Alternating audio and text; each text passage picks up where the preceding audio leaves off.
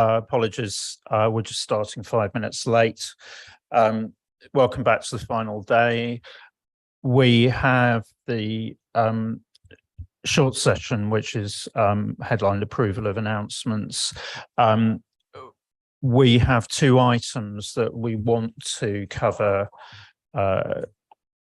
this morning. One is to bring back the definition of natural resources, which was worked on yesterday, and the other is some thoughts on various aspects of these strategies, so specific matters of comment and so on. So we're going to do the definition on natural resources first before we move on to the strategy.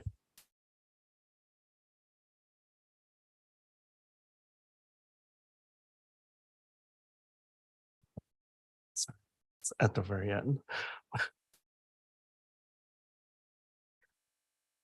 Hello, everyone. So based on the discussion yesterday, we have revised the definition of natural resources, and it's actually simplifying it to be closer to what we had in June. But now we're just proposing to say natural resource is an item which is naturally occurring based on the research we did looking at the TNFD framework, and it embodies service potential or the capability to generate economic benefits. So we really just changed the wording to comply with basically what Todd suggested. So it doesn't use convey anymore. So I think this new definition still captures what we're trying to capture with the term natural resources. So can I take any comments from anybody that disagrees with that?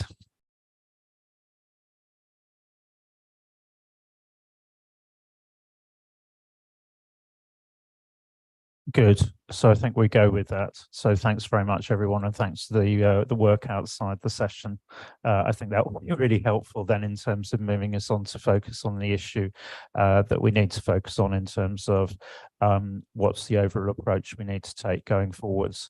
And on that, what we are going to do is Renee has agreed to lead a group that will actually look at the range of issues that we need to deal with and what the options are then in terms of the geography, you know, what that means in terms of potential geography for the eventual guidance. So we will be approaching sort of members, you know, following this meeting, just to make sure that we have a balanced membership in that group. Renee. Yes, thank you, Chair. I just want to share with the board that my view of the go forward direction is to keep the geography question as the second question and to focus on the substance, the substantial question about the principles and about any additional guidance that we need to interpret our intent as it relates to the principles. And then once we develop the principles and the approach and potential guidance, then we can worry about where we position it in the literature. So that's what I would like to propose to do, to really focus us on the principles and the issues as next step. Thanks, Renee. Yeah, and certainly I think, you know, in discussion yesterday, there was a sense that we need to reground this in terms of what was in the consultation paper, but also what was said in the responses, because we had a lot of very rich responses. So we kind of need to reflect on what was said there and then use that to inform that discussion that Renee has just outlined. Okay, so let's move on then to the discussion about the strategy, and just to say, Renee, thanks very much for agreeing to take that forward.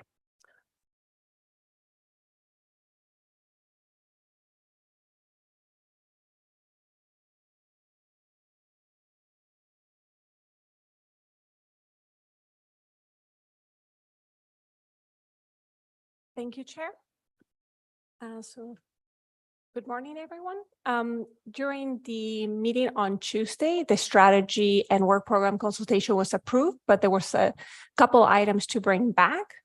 And with that, I would like to start the discussion on the first item. We receive recommendations as to how to redraft SMC2 to provide clarity that the IPSASB was proposing to add maintenance activities, but that also had a second kind of point that because the proposal was to use the IPSASB time for that at this moment, there was no proposal of additional financial reporting projects, being aware that there will be a consultation when resources are available. And with that, I would like to pass it to the chair to see if the board approves with this redrafting. Thank you. Okay, thanks. And obviously, if there are any suggested editorials on this, I'm happy to take those offline. Claudia. Thank you very much for the proposal. I'm just wondering if you're talking about major financial reporting projects or minor financial reporting projects, because like our IFRIC project, which is a minor project we are starting on, probably we will have other ones in between. So we should frame it maybe more clearly. Thanks, Claudia. Everyone okay with that? Yeah, I think that's a useful bit of clarification there. Oh, Renee, sorry. Yes, I don't know if it's editorial, but maybe it would be clearer if we say add new financial reporting project as opposed to add additional. I think we're talking about launching new projects, whether they're major or not. Suggestion. Okay, thanks. Thank you, and I'll make the revisions accordingly. The second point that we discussed at the meeting was how to revise SMC3.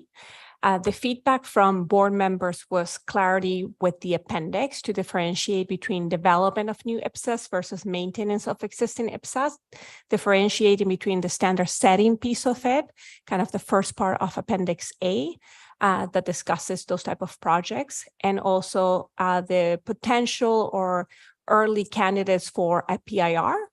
So we added that clarity at the beginning of SMC3. And another point from a member was it will be a good time to understand and get feedback from constituents as which projects were highest priority for the IPSASB to undertake. And that's where we added bullet 3. So I would like to see if there's comments on how it was done. And similarly, I think if there are editorials, we can always take them away. I'll pass it to the chair. Thank you. Thanks, Agustina. Comments?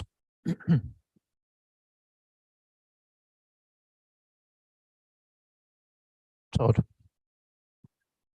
Thanks, Ian. I think when we were talking about this SMC, there were comments about, do we want to take the opportunity here to get information from our constituents about where they would see priorities if we were to take things on? And I'm not seeing that coming through in this. I just wanted to check whether there is an intention to at least get a reading from our constituents now on what they might see. Or are we not interested in doing that and we will wait for the consultation that we would do maybe in a couple of years when staff resources free up? Bruce. I'm a little bit confused. I think this is asking what our constituents think we should do as PIRs. Would that not be their priorities? Or do you mean a specific separate SMC asking them for other priorities they might have? There could be other major projects that are on their mind. Is that not question 1 there? Because I think we've got to be very careful. There's a balance here between allowing them to input at this stage, and what we don't want to do is sort of build up expectations and so on. All that's going to do though is get other things potentially on the agenda. So we've got what's in Appendix A. They might throw other things into the mix. We still don't have an idea from them where they would see the priorities. I'm not sure that actually that's I mean, basically, if they want to add something, it's actually for the board to decide the priorities, because what may be a priority in one jurisdiction won't necessarily be a priority in the other. And that's actually where we as a board will actually have to take a view based on urgency and so on. So I think, we need to avoid overcomplicating at this stage, bearing in mind, as you say, Todd, inevitably we will go out with another consultation, and we can test their views on priorities at that stage. Ben. So I know you don't want wordsmithing at this stage, but something that occurred to me through our discussions this week, particularly on differential reporting, is that often our stakeholders give us topics that we then debate and decide don't require a standard setting solution. So I just wondered in the last sentence whether or not we, in addition to saying it's international relevance, do we want to sort of international relevance that requires a standard setting solution or something like that in it, so that people articulate why they think it needs to be a standard setting solution. It might just help us in terms of both understanding that, but also eliminating those that actually are better for guidance. Yeah, I think we could bring that into the sort of international relevance where a standard, a standard setting solution is required or something like that. So if members are okay, then let staff take that away and just finesse in that way. Okay, good. Thank you for that. Thank you. The next piece that it was discussed is how can we further improve the figure 4 that discusses the financial reporting projects work program.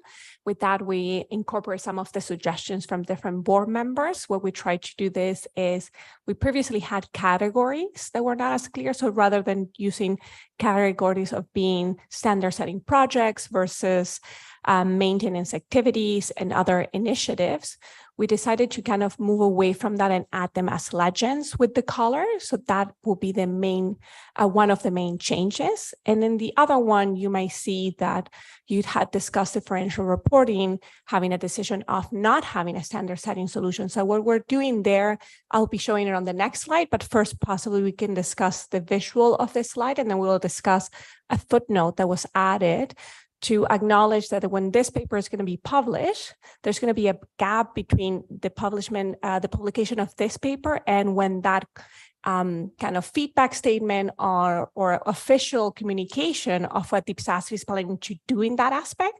So I'll ask to pause on that and maybe focus on your comments on the visual, and then we'll move to the footnote to discuss that. Thank you, Chair. Thanks, Agustina.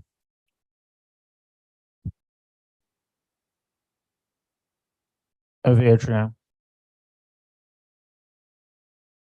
Shouldn't we give some indications of the time objectives we give ourselves on setting up the application panel, starting the post-implementation reviews, because it's ongoing, because it's meant to be for the future a recurrent activity. So it's green all the line down to 2028.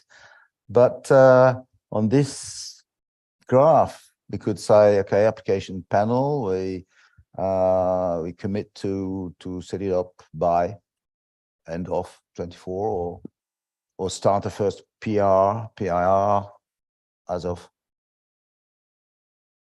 Yeah, I think that's a good point, actually. I can see what you mean. And certainly, I think we need to avoid the giving the impression that we're going to start this before we get input from stakeholders. So I think if we ask staff to finesse where those bars actually start for that reason, I think that's helpful. Thanks for that. Tricia. Thank you. My question is about other initiatives, because there are other initiatives than the IPSASB handbook. Maybe I think it's not necessary to keep the other initiatives here because it's broader. in our areas 3 and 4. Think. Ross, I mean, I can understand what you're meaning. I don't know that anybody else, I mean, Ross, can you respond on that? Thanks. Yeah, I take the point. It just, the reason it's on there is, the reason we put it on the work program is it takes a lot of staff time and effort to get the handbook prepared. And we like to signal when we expect to have it completed for the year. If members don't think it's useful and they want to take it off, that's fine. I don't have a problem. Before we did have more other initiatives, so it made more sense. So, I mean, I don't have a strong issue either way. Maybe not use the name initiatives because or include handbook. Oh, well, look, can we, there's pros and cons on this. For the sake of argument, let's just take it off for now. This is always the problem when you discuss diagrams in a board meeting. I've seen this again and again. People have different views. So I would just say, let's just take it off and you know, have done with it. Noyati. Thank you, Chair. I just want to ask about the post-implementation reviews. Is the staff have some sort of schedule? What they want to reviews, or what time frame that each standard to be reviewed? Maybe after 5 years or 2 years after implementation, so that maybe the post-implementation review will identify at this moment of time knows what IPSAS into that, you know, otherwise it's all ongoing, but we don't know what it is. Thank you. I think the key thing is we need to think about how we approach this and when we start it and what we start it with. And that's part of the question in SMC3, which is where would you see your priorities? So on this, we should not be specific. What we should do is when we see that stream of activity coming online, which I think goes back to Adrian's point. So deliberately at this stage, we're not pinning it down to anything. Agostina, do you want to say anything additional to this? Because I do want, we've got other things that we need to do and I want to move on past this diagram. Yeah, I think quickly, just to clarify, there's two things. When we're saying ongoing, we're talking about ongoing, meaning that these are activities that are going to happen continuously, but it doesn't mean that there's no timeline to set up the post-implementation review or the application panel. I think after we receive the feedback, there will be an expectation to say, if you're undertaking a post-implementation review, for example, what IPSAS it relates to, what is the time frame? But I see the point from Hervé again regarding when are you going to set it up? But I think there's more information that needs to come from that aspect to determine how long it takes. But we could look as to, from an editorial perspective, how can further clarity could be brought up so it's not understood that there is no specific timeline when that will be set up if it's supported. Thank you. Thanks. I mean, I think we just need to be very wary of overcomplicating. There's quite a lot of subtlety here. And I think as long as the general direction is right, I would not start to add more text around that at this stage. We really do need to be, you know, avoid overcomplication. Lucy, final comment. Thank you, Chair. I'm just looking at IPSAS 33. It's not included in the revised work program. So where will it fall? Thank you. Can you leave staff to take that away and decide how we address that? And that'll partly come out of the discussion that we're going to have.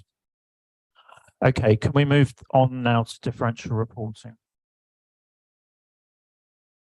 So this footnote reflects what it will appear below the figure 4, just to explain that there is something coming, acknowledges that in the 2021 mid-period consultation, the IPSASB said it was bringing differential reporting into the work program to look into if a standard solution, a standard setting solution will be possible. It's just to build that a gap in between the communications. Thank you. Thanks. And if any members got any sort of finessing to help with the wording there, please let Agostina know offline. Okay with that as a sort of holding position until we get the feedback statement done? Okay. So we have a few other slides that I would like to discuss with you. After the approval of the strategy and work program, we had some suggestions for board members as to how to address some of the concerns regarding financial reporting versus sustainability, both from the strategic objective and figure 3 in the strategic strategy and work program consultation. So the next slide is a suggestion. We'd like to see how the board will take it, just to address some of those comments that we did receive, that a board member provided a great idea as to how to possibly address it. Thank you. Sorry, let me introduce that. So one of those suggestions from the board member was to revise the strategic objective to include sustainable development. So the potential change will be strengthening public financial management and sustainable development globally through increasing adoption and implementation of accrual IPSAS and public sector sustainability reporting standard. Adding this revision to the strategic objective will result in a change to the footnote 3, where before we kind of said it includes sustainability, and it will add a footnote to what the IPSASB means for sustainable development, which is in line with the UN SDG definition of sustainability. So I think with that, I would like to see what the thoughts may be, and I'll pass it to the chair. Thank you. Thanks, Agustina. And what this was trying to do was just actually create a little bit of a differentiation between financial reporting information and the sort of broader information that actually has a different sort of nature and status, as I think very clearly came through in April's presentation yesterday. And it was just trying to create that a little bit of kind of distance and separation. And I think it very much, it was prompted very much by Mike's comment. So we wanted to check. It doesn't change any of the proposals overall in the document, but it does just actually tease it out a bit more in a way that that perhaps just helps us in terms of expectation management with stakeholders.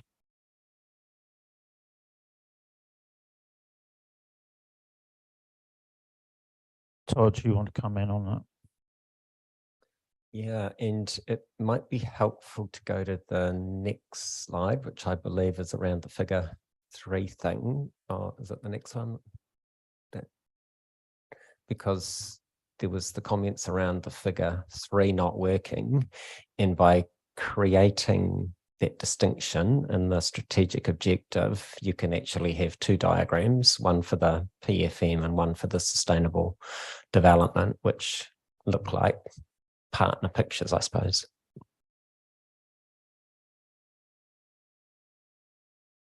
I mean, it is tricky, but I think what came through from those discussions, and also listening to April's presentation, was we need to be quite careful about the different natures of the information. It's valuable, but it's different. Ross? Yeah, just when this was suggested after the session, throughout the week and came forward, I've really liked how this was articulated when it was presented, because it actually summarizes what we've been talking around going back to the 2022 consultation paper. It actually summarizes it visually in a way that I wish I could take credit for thinking and doing, because it's quite smart. And it's exactly consistent with how we've been talking about financial reporting for years in the right context of the work we're trying to do to support sustainable development. So, credit to those who raised this, because I really think this is going to be a powerful document to go speak to stakeholders about with this in it. And I'm glad we're adding it. So, we're going to go to roundtables and we're going to have to position why we're doing sustainability. This is a much clearer picture to use to speak to our stakeholders. We're talking to funders. This will be a much more compelling reason to explain why we're doing the work. And just wanted to give a public thanks for those who raised it, because I really think this is the narrative that I've been struggling to put my head around, like exactly why we're doing it and where it fits. And I'm just glad we got an outside perspective that helped with that. So I think this is great. So recognize this is a is a late change in terms of that addition to the objective, but it seemed to actually address a tension that we've been trying to resolve. And as Ross articulated there, it just gives us that opportunity perhaps to put more of an accent on both the differences in information that you get from financial and sustainability reporting, but also how they're both relevant to both financial management, but then to sort of policy and delivery of sustainable development. Andrew. I'm trying to wrap my head, I guess, around the objective, but I guess the concern I have with this is I can see a child sustainability, which I think is a plus. I think the caution that I have around this is that I lose our financial reporting mandate in here. I struggle to try and find it in here. And I think we've always said that, yes, we're taking on sustainability, but not at the expense of financial reporting. Yeah, I think that's a really good point. And the idea is that actually we would have both. So it makes the point about the different usage of the two types of information. So the idea is you'd have both charts in. So, the existing one shows you the value of financial reporting information. And then that differentiates a bit in terms of sustainability reporting information, but still with that same kind of approach. It's about better information for, policy, for decision making and so on. Ross. Yeah, that's a good point. So this, maybe it wasn't clear, this is an additional one to support the sustainability side where we didn't really have the narrative right on how sustainability fits. And again, it's in the same context of how we show all the financial reporting circles and how accruals at the center with, being an input for markets, legislature, organizations, civil society. It's the same frame we have for financial reporting. So it's really coherent in my view. Adrian.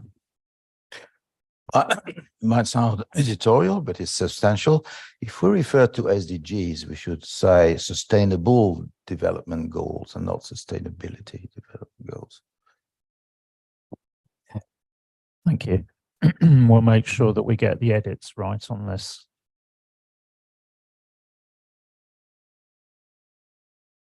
Okay, so if the board's okay, then we'll make that change to the objective, and then we'll add this diagram in. And to Adrian's point, we'll just need to put a minimum amount of text just to position it.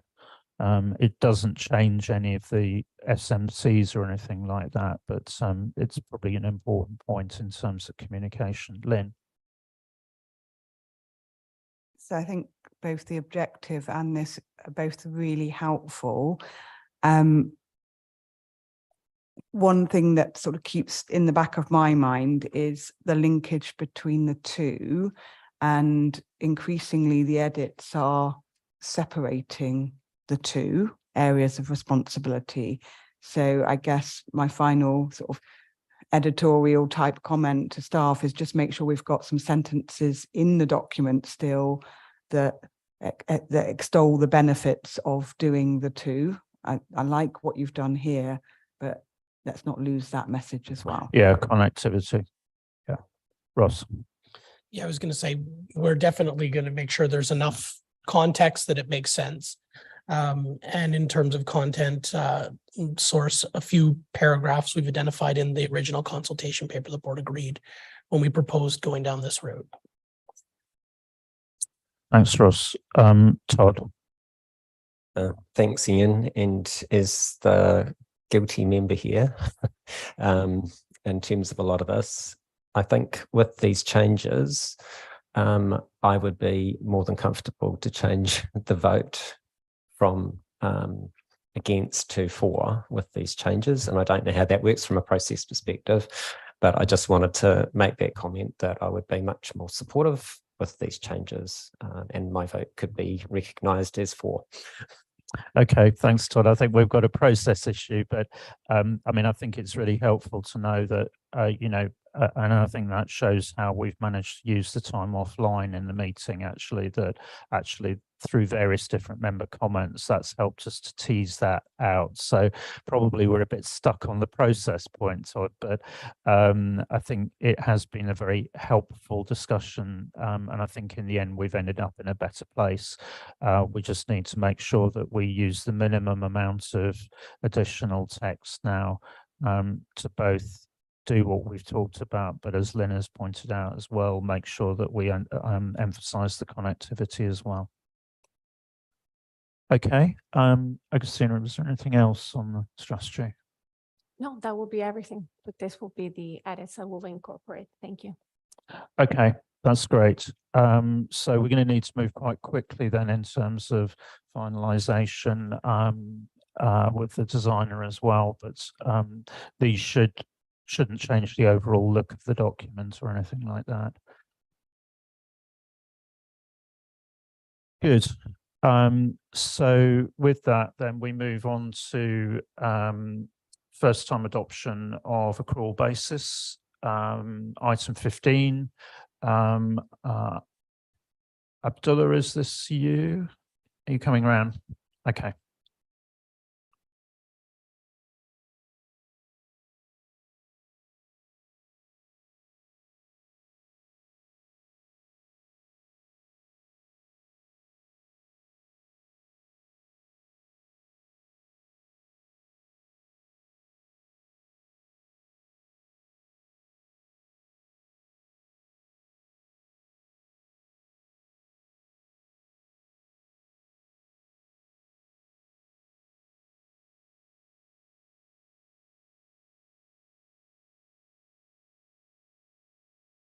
Good morning. Well, today we have a short paper. Definitely it's not debatable like the natural resources paper, and it's not as exciting as April presentation, but hopefully we'll navigate through. And from June meeting, I will go to the objective. The objective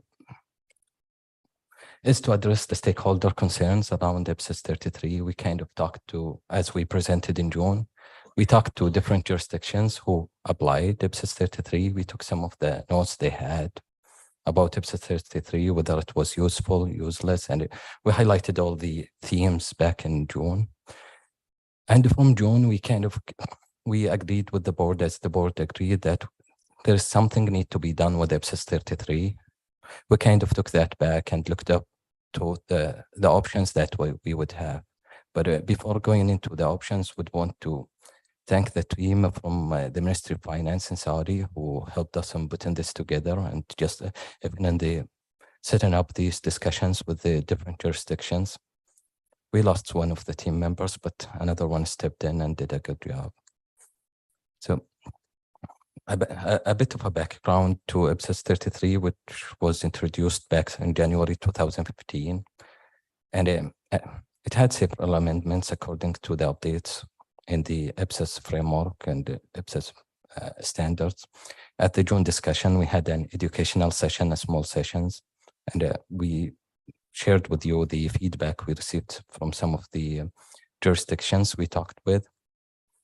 And as said, we kind of went and looked into some of the alternatives based on the discussions we had with those jurisdictions and based on the feedback we took from the board that something needs to be done.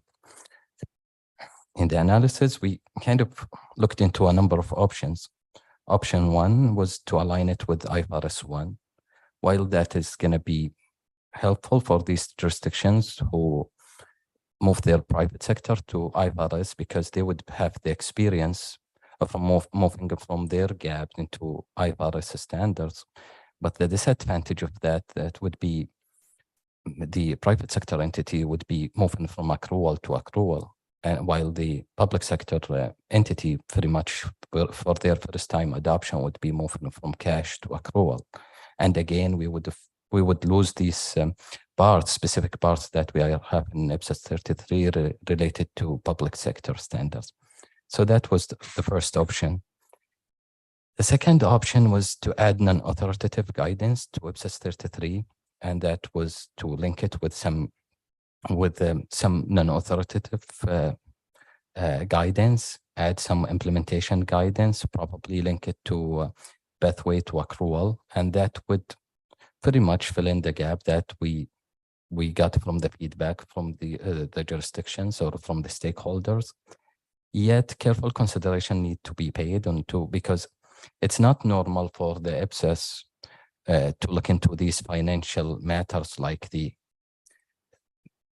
when we talked about the differential reporting earlier this week, we talked about we don't want to look into the capacity building or the other financial matters about IT reforms or process reform, let alone the data gathering. So that careful consideration needs to be paid there if we decide to go with option 2. Definitely it's not our preferred option, but in option 3, it's just to amend and improve IPSAS 33.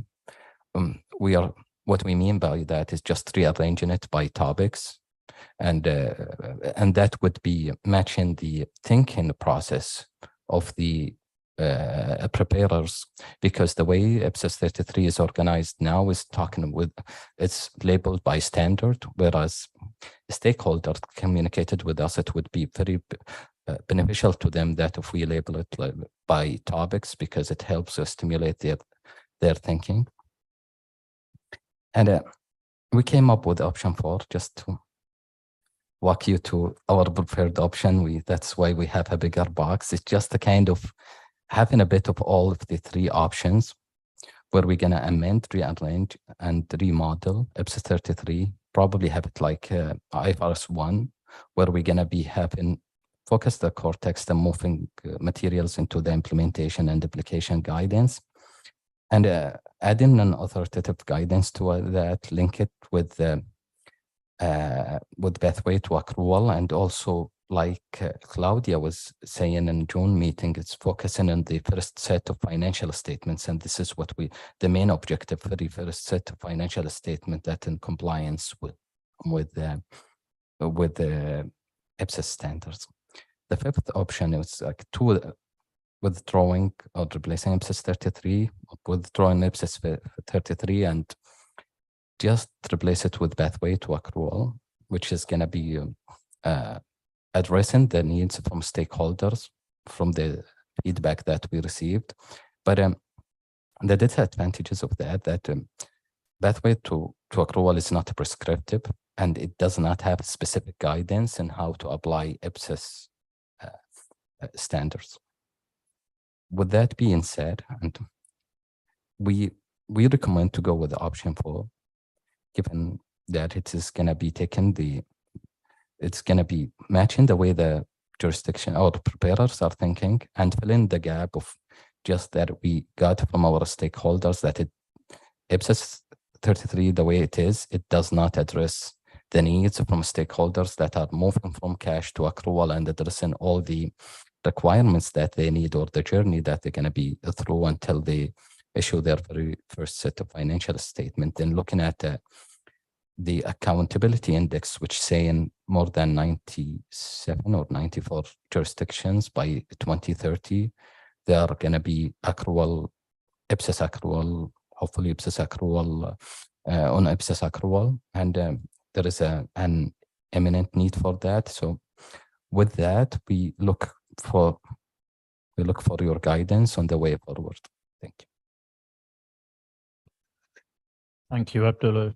And thank you to your team for all the time and effort that they put into, that outreach, and also into trying to sort of synthesize the various different options that you've outlined there. So I think at this point in time, I'll open up for comments from members in terms of what they've seen both in the presentation and in the board papers, and really just to see where board members' thoughts are at this stage, and whether they align with that recommended option 4. So Lucy, to you first. Thank you. Thank you, Chair, and thank you, Abdullah, for the presentation. I support the recommendation to take option 4 as the way forward. However, I think it's not really, well, it was indicated there, the steps that would be done.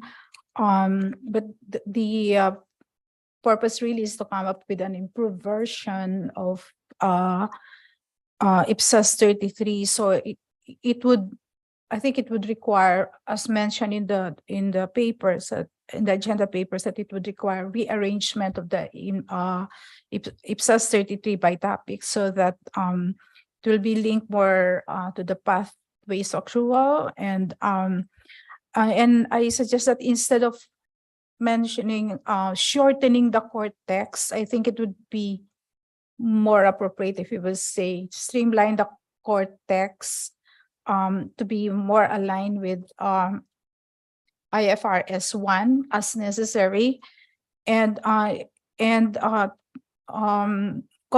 also consider the existing core text in the IPSAS 33. And the present version has no application guidance. So you mentioned that some of the core text may be moved to application guidance. So I agree with that. Again, taking into consideration the existing version and the IFRS 1. And instead of saying that adding non-authoritative guidance, it might be necessary also to look at the existing non-authoritative guidance, whether there might be a need for us to add, remove, or amend the existing non-authoritative guidance in the form of implementation guidance as necessary. That will, I think it will be more helpful to first-time adopters in transitioning to the full accrual. Thank you. Thanks, Lucy. So I'm going to just walk around the table and get comments from members. So I'll go to Todd, then Jonah, and then Mike, and then Liang, and back to Kamira. Thanks, Ian, and thanks for bringing this paper to us. I am supportive of making change if this is going to help our constituents. So I just wanted to make that point up front. In your introduction, you mentioned the changes being driven by moving from cash to accrual. I don't want whatever changes are made to be solely focused on cash to accrual, because there will be in the future potentially jurisdictions that might have their own accrual-based standards that want to move to IPSAS. So I think we do need to ensure that whatever we're doing here still caters for both cash to accrual and accrual into IPSAS accrual. So I just wanted to make that point. And when I look at option 4, it talks about amending, but when you read the words after that, it's more about how it's set out. And I just wanted some clarity here around, is going down an option 4 route, are we thinking about what might need to be added, or is it very much about how we are arranging the information that's there right now and then adding the non-authoritative? Because I think, you know, I don't know what the answer is there, whether there are some things that we have missed along the way in terms of the broad content of what's in IPSAS 33, but it would be good to be clear on, is there something more that's needed, or is this more about arranging it in a way that's going to better meet constituents' needs? Abdullah or David, do you want to just clarify at this stage before we go around to the next set of comments? Okay. Thank you. Thanks, Todd. I mean, the idea would be that we would look very closely at what's already in 33. I mean, I'm picking up on Lucy's point. I mean, it's not necessarily losing anything, but it's actually would be redesigning 33 in the sort of format that we use now. So sort of core text for principles, application guidance, which is still authoritative, and then any IGs or IEs that might be required. So it modernizes. In terms of adding, well, we would see what we could add in terms of non-authoritative, but in terms of amending, I think it's actually making sure that where amendments have already been made or are required as a result of new standards, that we make sure that the information that is in 33 is fit for purpose. You know, sort of based on the feedback that we've already had for stakeholders. So it could be a mixture of amending, adding, removing, it'd be rearranging to sort of make it look like a modern standard. But I know we do have a recent habit of changing or giving standards a new number, but I think on this case, I would just suggest that we leave it as IPSAS 33 because everybody knows what IPSAS 33 is, but that's a side issue. Yeah, I mean, I think if the board is supportive of option 4, probably the next thing to do is actually to have a more detailed design paper, because I think we need to be aware of adding, you know, huge amounts of extra guidance, because really this is supposed to be a limited scope review. So I think we'd need to sort of see, you know, what the specific case was in, you know, in each area, what the gap is at the moment.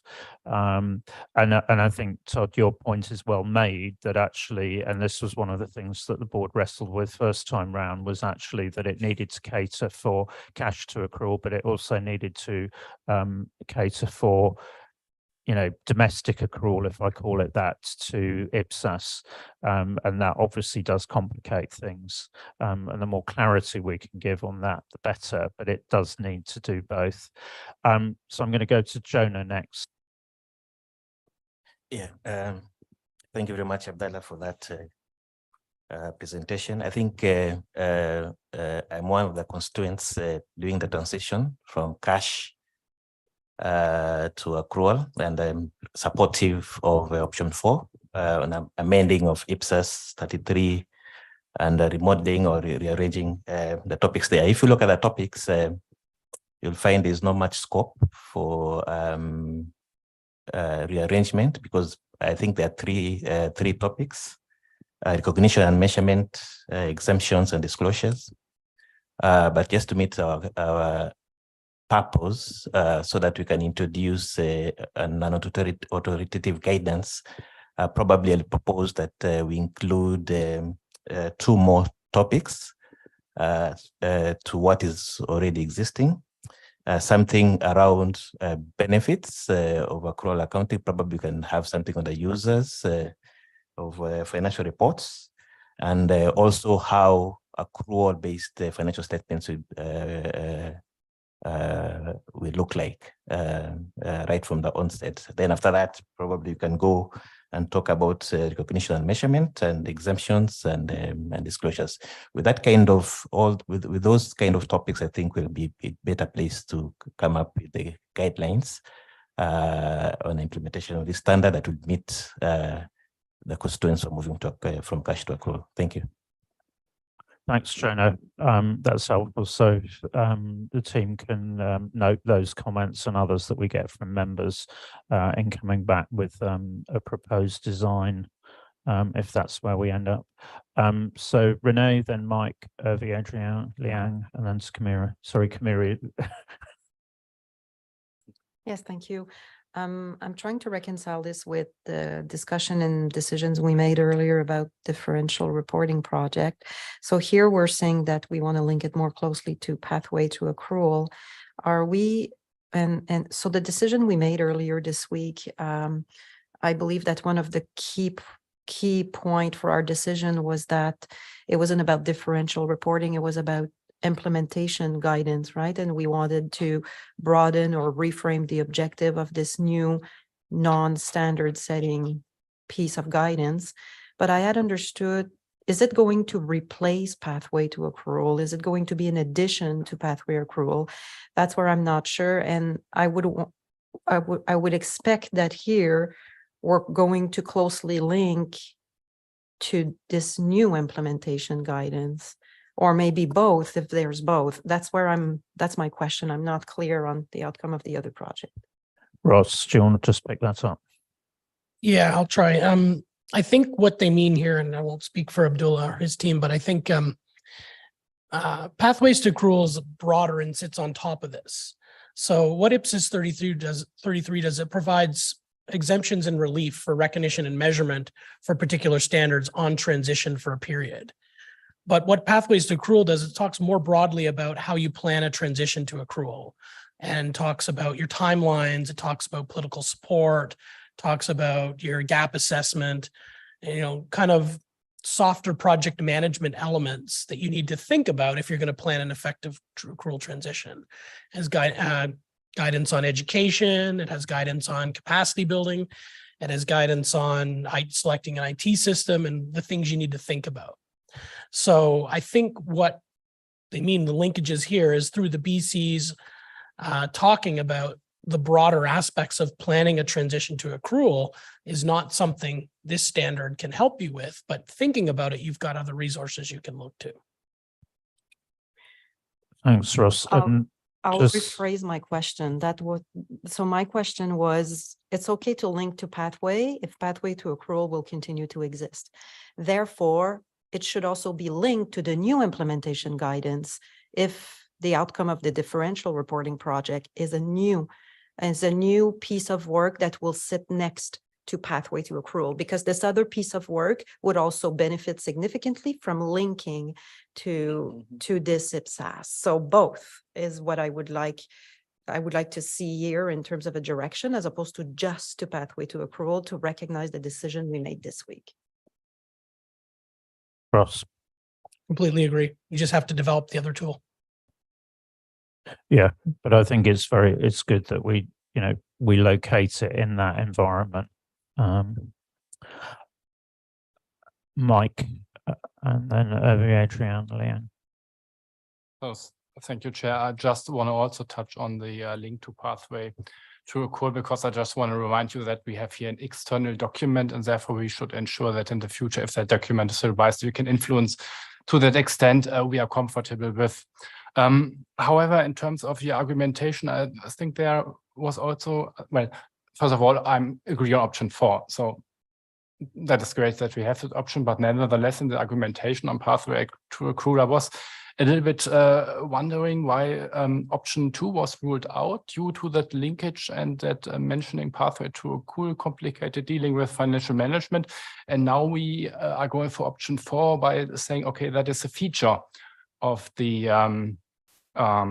guidance, having that linkage to pathway to accrual. So my question is, what is your solution on that? Abdullah, do you want to comment on that?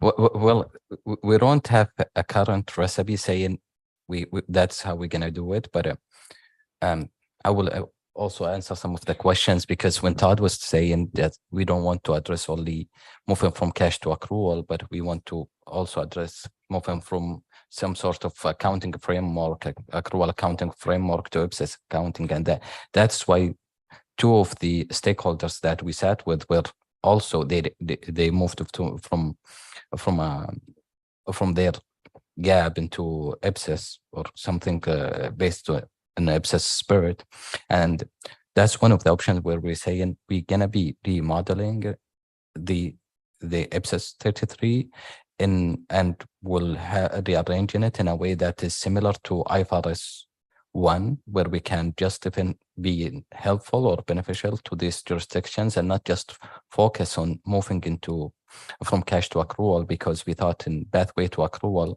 and when you are moving to accrual, it's part of a whole reforms, and that's why we are looking into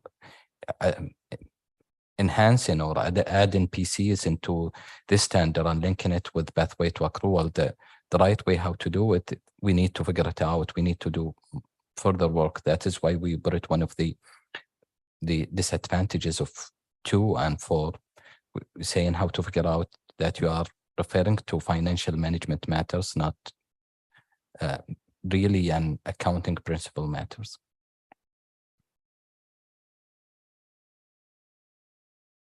Okay, thanks for that, Abdullah. Adrian Liang, then Kamira, then Andrew. Well, I want to also touch on the link to pathway to accruals, because I don't understand from the very beginning why we would link this issue to pathways to accrual. pathways to accrual, as Ross very rightly and precisely described it, is a sort of application guide for transition that is ahead of the first issuance of the first prepared set of financial statement. Whereas IPSAS 33 provides for the preparation, the practical preparation of the first set of financial statements. So I wouldn't say it has nothing to do with it, because of course it's the consequence of the path you have followed before you issue the first set of financial statements. But it has really nothing to do with a sort of advice for a smooth and effective transition. It is about what are the authoritative requirements when you prepare your first set of financial statements. This is why, first, I do not really believe that there is a strong link. There is a link, but a soft link with pathways to accrual. And second, I was not really convinced that we would move from a presentation by standards to a presentation by topics, because I'm not convinced, Abdullah, by the sentence that says preparers think topics. Yes, well, they do think according to the items that are on the face of the financial statement. That's right. But then when they want to be sure that they rightly apply the new framework that they have decided to apply, they need to know standard by standard what they ought to do or not. So this is why I do believe that we should stick to the presentation by standard, and maybe just improve IPSAS 33 by including those consequential amendments that are that come from the most recent development of standards or improvements in standards.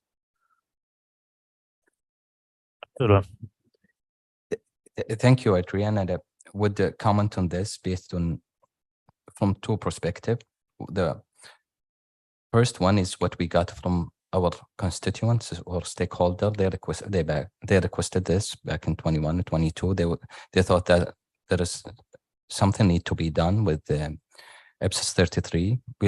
We went and we sat with 6 of them. We kind of got connected with a number of them, and that is the feedback we got from them. There is something need to be done by IPSAS 33 and need to help entities to come in IPSAS standards or be in accrual in accordance with the IPSAS or IPSAS framework.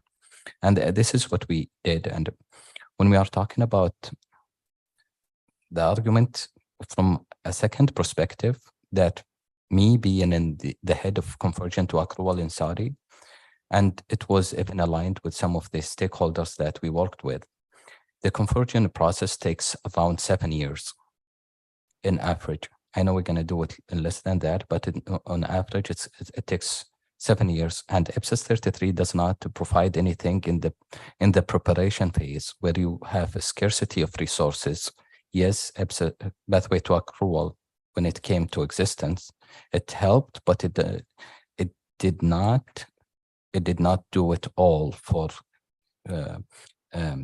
jurisdiction moving to accrual. So I would talk from my experience in the first phase where we were looking into doing the gap analysis, seeing where we are.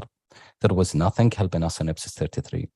When we did our enablers and we created our manuals, there wasn't anything that to look at in IPSAS 33. So all of this transition period or this period was not covered by IPSAS 33. There where we thought if we link IPSAS 33 to pathway to accrual, then we will help jurisdictions looking at the right place to accommodate the time that they spend into their preparation phase and help them just arranging it by topics. That was the request from some of the jurisdictions, and also that is if we want to align with IFRS 1. Thanks. Thanks, Abdullah. I mean, just to underline this point about grouping, whenever you sit there and you listen to discussions, people do think about you know, what are my requirements which relate to property, plant and equipment? What are my requirements according to consolidation, according to liabilities and so on? And basically there is no underlying logic to the way our standards are numbered at the moment. They aren't grouped or anything like that. And so basically it's trying to bridge between the fact that our standards are in a somewhat random order, and actually you just want to actually provide people with an indication that they do work together in particular areas of the accounts. And if you look, for example, at the Pulse methodology that World Bank has produced, actually that is grouped by account area. So it's actually a very good sort of detailed checklist on have, you know, jurisdictions actually applied the requirements of our standards, but they group them. So it's trying to sort of bridge between, yes, you're right, you know, this standard is very much about what you need to put in your financial statements, but it's bridging between that and practically how they might think more holistically about moving in a particular area. And you see that again and again, you know, and you saw it in Peter Lietmer's presentation that, you know, the IPSASB program was thinking about grouping our standards because it made more sense. So it's trying to bridge between the standard and, you know, the random numbering that our standards, our IPSAS actually have. Adrian. Well, just a very small additional comment. That's fine. But then we have absolutely the same issue as the one we had with this differential reporting.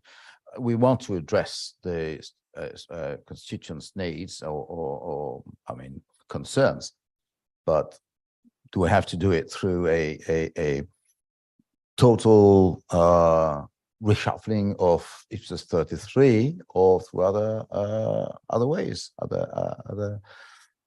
maybe pathways to accrual would be the right vehicle with improvements to it and not IPSAS 33. Because obviously this is an authoritative standard. It's not a help for preparers. Well, I think what we're trying to do is bridge between the two. And the question is, how do you do that? And pathways to accrual incidentally does group already that particular part of the guidance. So it's just actually trying to actually, you know, present it in a way that just helps people. It's not changing the requirements. And I think that's where one of the instructions would be that if we go forward with option 4, that we see actually what, you know, what would be proposed in more detail. So it's not proposing to change the requirements, it's proposing to actually group it and make sure that you've got what you need there. Liang and then Nima, and then I will get to Kamira. Thanks, Chair. Thanks, Abdullah. Actually, I have similar observation as have Andrew. I still not quite follow what does it mean by topic to group the material by topic, or may I clarify? Does it mean such as we group asset together, then expense, then liability, then revenue, then expense, then presentation of financial statements such as this? My view is even we group in this way, actually, maybe the first level is asset, liability, revenue, but the second level is still by individual standards such as PPE, intangible. So even we change the format, actually the substance is the same, because people may still need to look at each standard to understand how to transit. So I think this is only change the format, but not the substance. I think from the nods from both Abdullah and David, you summarized it extremely well there, Liang. Yeah, I don't think, I'm not seeing them wanting to add anything. It was a very good summary, so thank you for that. Nima and then Kamira. Thank you, Chair. I think it's where she was coming from. That what I was seeing was my from standard to topic. So probably it's because some of the users will not have the deep understanding of the standard, and all they know is, I want to know about my assets, and my assets will talk about IPSAS 17, 21, the fair value, and now we are trying to put it all in one. But now, when I come to pathway to accrual, I'm saying our standards will deal with only recognition, measurement, presentation, and disclosure. And this pathway to accrual is more of a guidance and not part of the standard. So the linking should be in a way that it doesn't tell them that it is part of a standard, but rather a guidance like it was in study 14, which can help them. I don't think users will expect to find how they do the gap analysis or stakeholders relationship as part of the standard. Those are just the guidance which are there. And therefore we're just rearranging the standard to make them see what are the assets which we're expecting. Probably we'll have the illustrative format of the financial statements, what are the assets in the balance sheet, and now line by line from the topics in the balance sheet or the material topics, we are trying to tell them what are the standards which are relating to those specific lines. Thank you. Thank you, Nima. I mean, I think what does emerge from the discussion and your points, but also taking those with Renee's point about differential reporting, is I think in terms of communicating the various different pieces of work that we're talking about at the moment, we probably need a visual or something like that that just actually helps both us and them understand these various different pieces of work and how they link together. Kamira, you've been very patient. I'm going to go to you next, and then to Andrew, and then to Noyati. Thanks, Chair. I just have a question also building up on the previous comments. First, I think it's important to explain in the project brief or what we mean by grouping by topic. So if it was, as Lian clarified, assets, liability, so it's clearer otherwise, because it links by topic and also linked to pathways to accrual. And then I will be okay. Pathway to accrual is a living document. So let's be a bit careful there. I wanted to know also a bit what is the reasoning behind this alignment or going back to IFRS 1, because in the basis for conclusions, as when the IPSASB developed this standard, they already, the board already looked at IFRS 1 and decided it was not going to be a convergence project. So how beneficial would it be to go back to IFRS 1? Would it really bring added value or not? Because otherwise then it's not worth going that way. Yeah, basically so thanks. Thanks, Kamira. Some very good points there. Abdullah, do you want to respond? I will briefly respond, but I'll use the help of David. But when we were talking to the stakeholders, some of them brought the idea that when they are as preparers, they are thinking of it, they are thinking it like topics, exactly what Lian and Nima were mentioning. When we are, even when they are thinking of the labeling, they are thinking of assets, then they are thinking of liability. They are thinking it this way and how to group it, and that made it, at least makes it easier for them in how to set it up, what subject to look at, and also from implementation point of view, it's easier. From data collection, it's not easier, but I'm saying it's to put your head around it. When you are thinking of assets, you want to look into all the standards that are related to assets. And when you are thinking of liabilities, you don't want to go into every specific standard and see what they have, but you want to look at them, would say, into balance sheet items. And why we looked at it, because again, because a number of jurisdictions and the way the jurisdiction are thinking of it, our preparers are thinking of it, it's aligned with that. And the last thing, some of the jurisdictions that are expecting to move to accrual in 2030, they've been having their own accrual data, so we would want it to match that with through alignment with IFRS.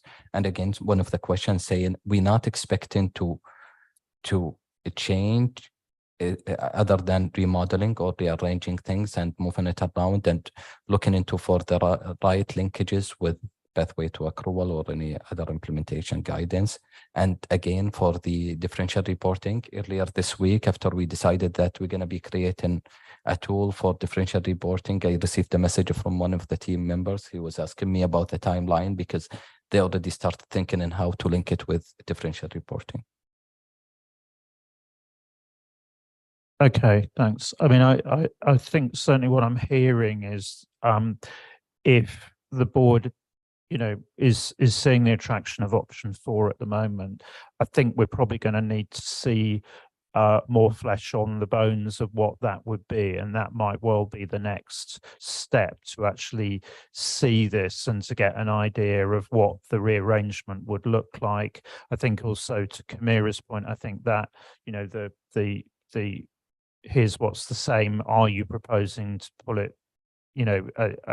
I think we do need to see that before we we confirm, yes, actually this is the right direction, but it's sounding like there's an attraction to the overall approach, but we need to get more flesh on the bones on that. Andrew and then Noyati. Thanks, Ian. I think you're right. I think between the slicing and dicing we've got here, I think we're cooking up something that's going to be more digestible to our participants, and it would be useful to see what it looks like. Just the linkage to pathways to accrual, I would caution us against putting a reference to any form of an external document within our standards, BCs or otherwise. I liked your earlier point in terms of, I think we need to think broader in terms of communication around these other tools or other sources that are being created. So we've got pathways to accrual, we've got the differential reporting project, we're potentially going to have outputs from the application panel we're talking about. So how do we point constituents into these various sources? I think that's perhaps a separate consideration rather than sitting in here. And then just one sort of a stint towards non-authoritative guidance that we thought might be useful is perhaps just a little bit more on date of adoption versus date of compliance. We thought was an area to look at. Thanks. Okay, thanks, Andrew. So I think that's useful to add to that. Ross, on cross-referencing into other sources of guidance, because it's a problem we keep coming up against. Yeah, I agree with Andrew. I think it's, a slippery slope to start putting a lot of external links, even in BCs. Maybe the easiest way on this is it's more of a communication challenge broader, so we can use staff documents. So we use staff Q&As, for example. This would probably be a perfect example of talking about using a staff Q&A with some simple questions and then linking to the various external documents when it's appropriate there, and then pointing to our actual standards when we're talking about standards requirements. So I think this is a good way to kind of bridge the gap without putting it right in the standards. And I would propose that if we're going to do, a project on this, that be noted in the project proposal that, we'll use communication and staff Q&As to link to the external documents. Thanks for that, Ross. Noyati. Thank you, Chair. Actually, I support the option 4, but I think when we review the IPSAS into the topic, we have to consider that each topic have a related with the other topics as well, because I assume that each topic will mention about the IPSASs on that topic, but actually they have also related with other IPSAS on the other topics. So maybe that linkages should be identified as well. And another thing is about the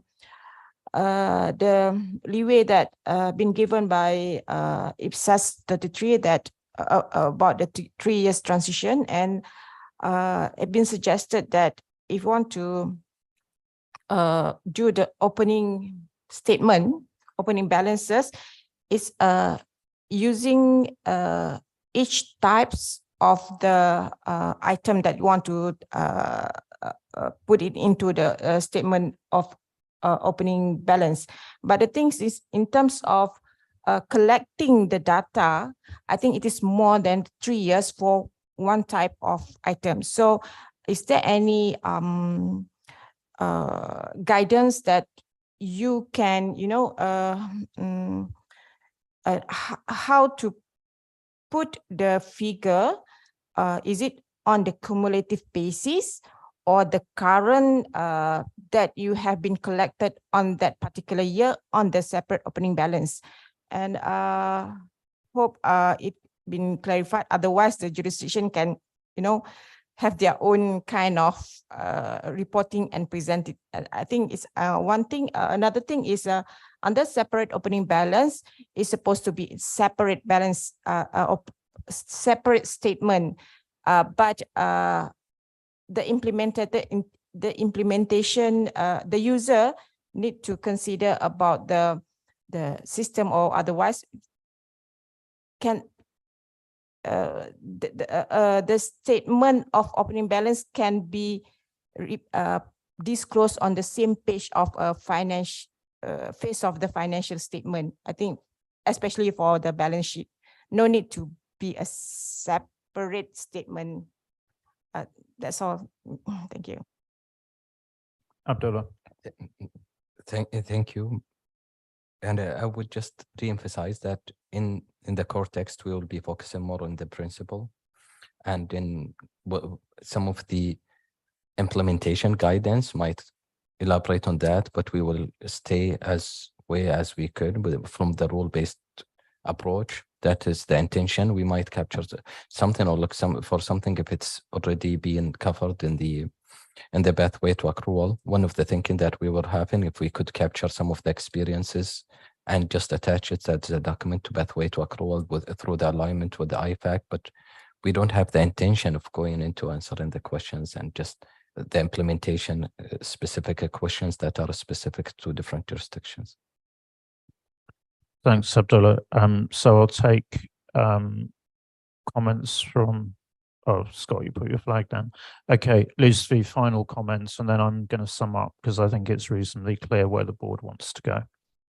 Thank you, Chair. I think in rearranging the IPSAS by topics, it might be useful for us also to refer or make use of the available document, which is the trainers on IPSAS of the IFAC, because there they in the modules they have already segregated the topics by, for instance, assets, liabilities, revenue, expenses, financial instruments, consolidation. So that might be helpful for us in rearranging the topics. Thank you.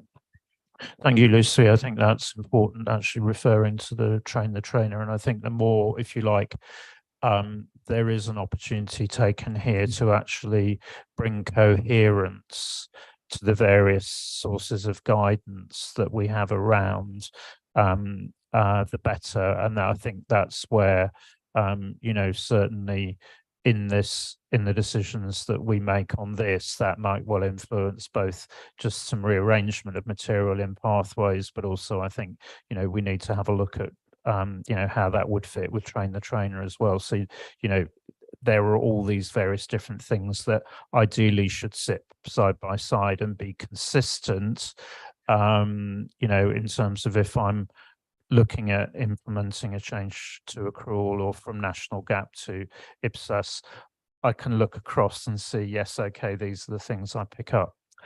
So I think I'm hearing support for moving forward with option 4, but before we make a final decision on that, I think we need to ask the team to actually do some further design work on that, which would allow us to understand how you're, you know, the sort of, in a bit more granularity, the kind of changes you're proposing should be made, and some of those movements of material between core and AG, you know, and I have a better idea about this idea about groupings, and also any sort of high level gaps that you see that we would need to fill. I think that would help board members, and also just to understand a bit more about this contrast between IPSAS 33 and IFRS 1,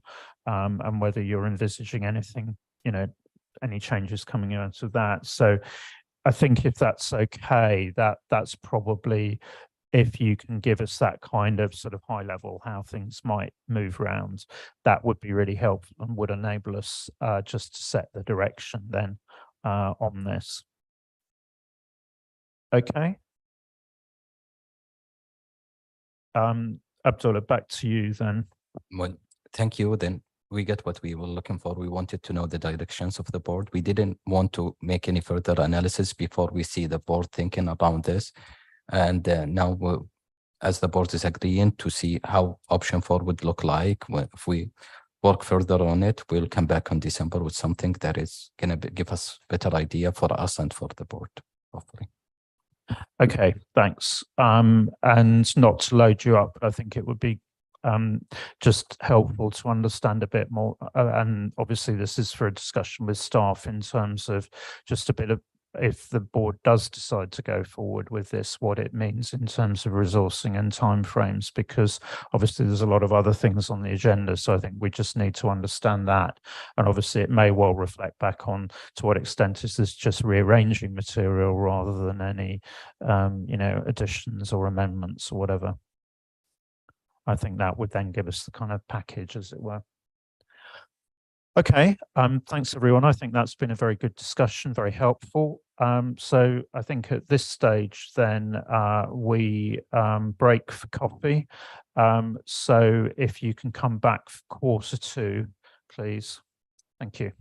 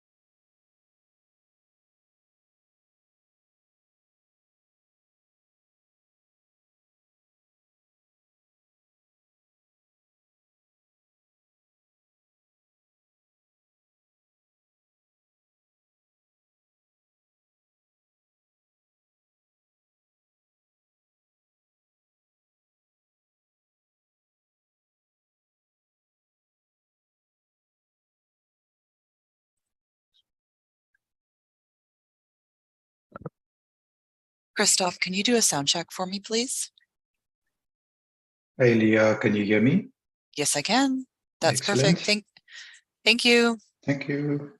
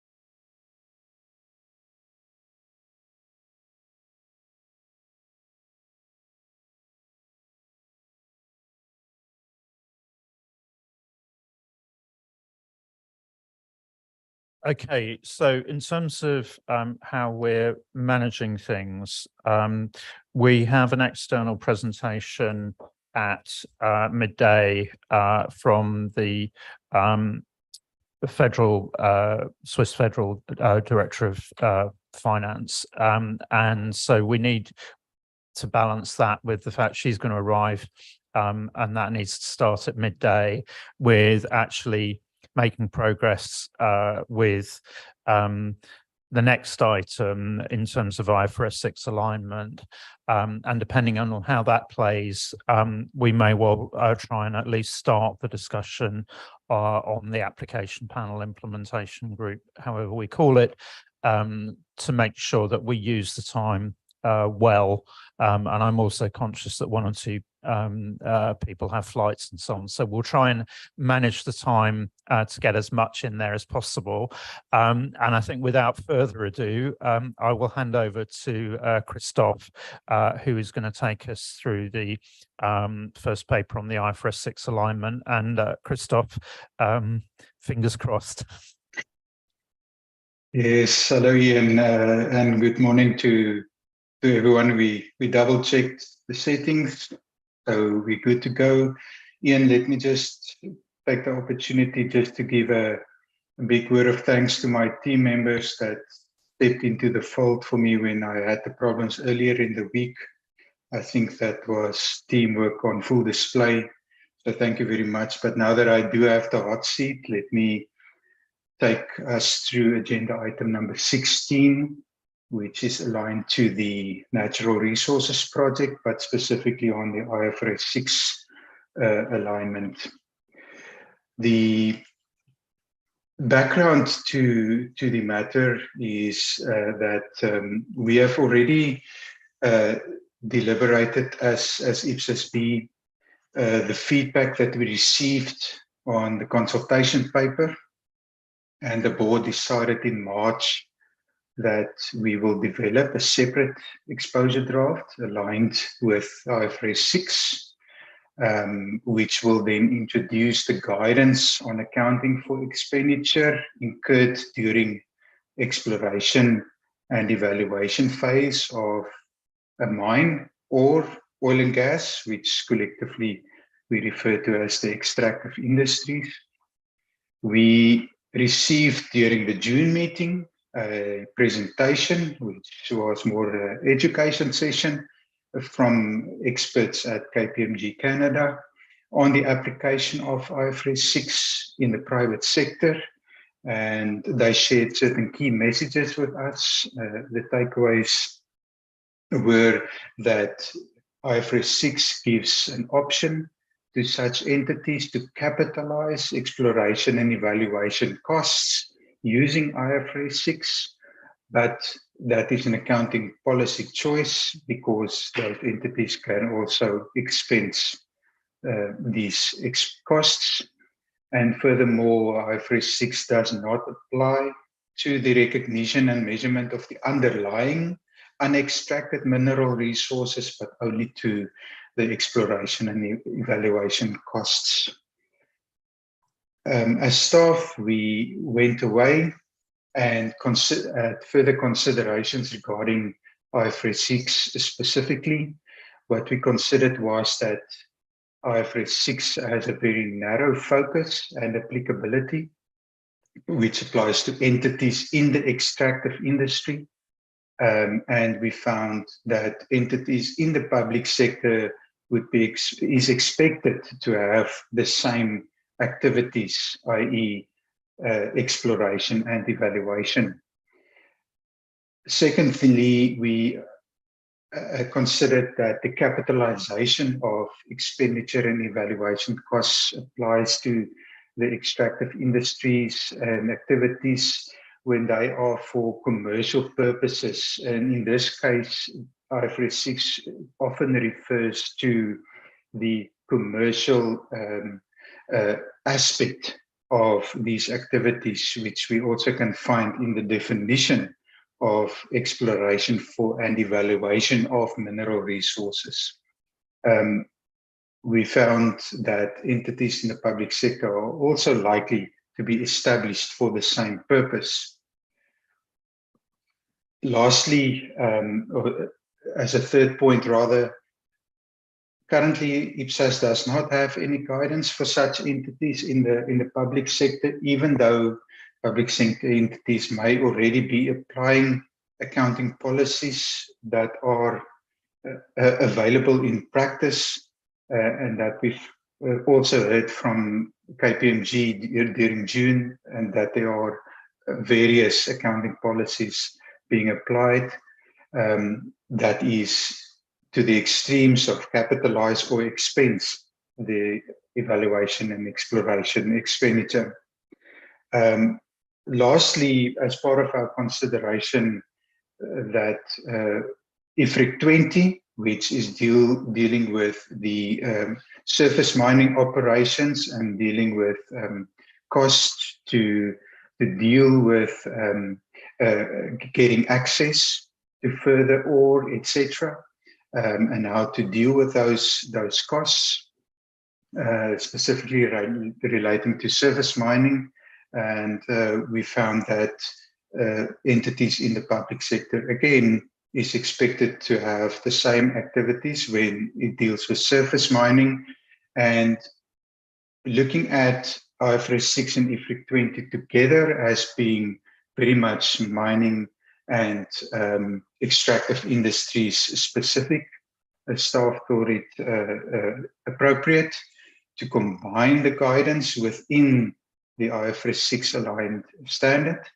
And as such, we have concluded that based on this further considerations and analysis that we have applied, that there are no public sector specific reasons to depart from IFRIC 20 or IFRS 6 for that matter. And we will include the guidance of IFRIC 20 within the IFRS 6 aligned standard, and therefore we are recommending to the board that we will develop the IPSAS that is aligned to IFRS 6 without significant adaptation.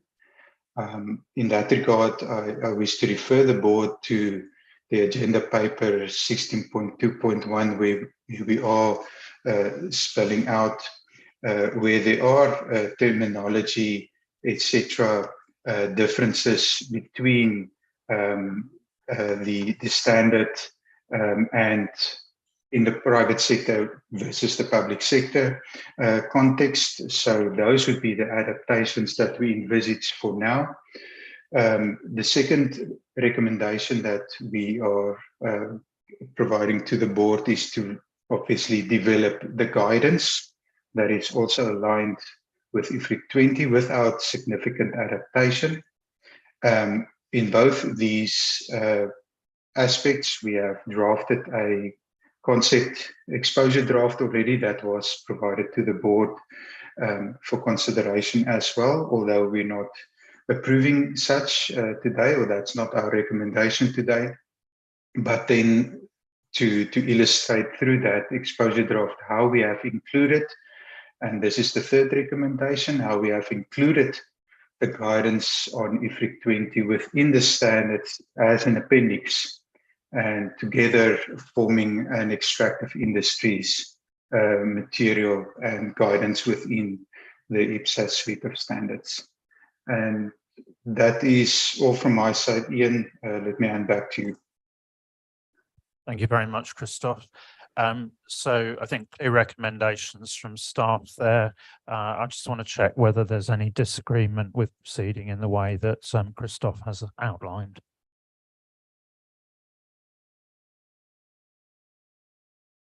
Todd, then Patricia, then Claudia.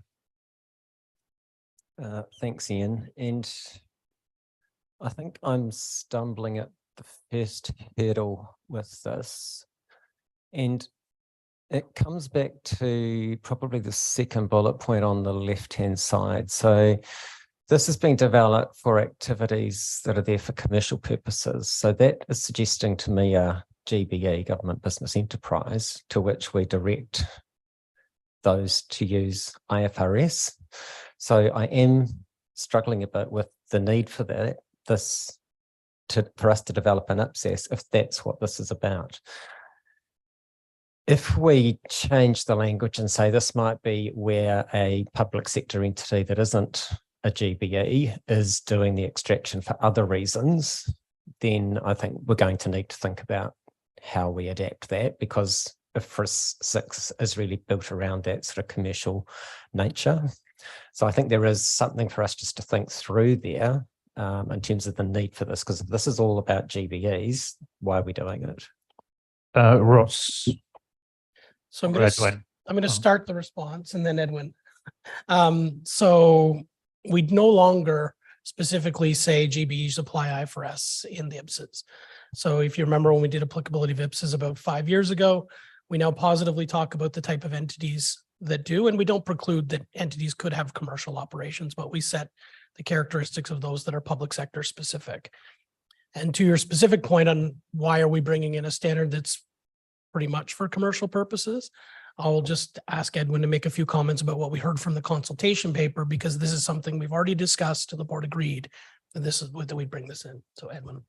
Yeah, so it was actually from the project brief research. We found that there were actually governments who have entered into co-production agreements with commercial entities. So through the application of the joint arrangement standard, they're actually picking up the underlying operations, which are applying IFRS 6 essentially. So in effect, because of the joint operations or joint arrangement accounting, we are picking up the accounting from IFRS 6. So we thought it would be a good idea to actually have an IPSAS.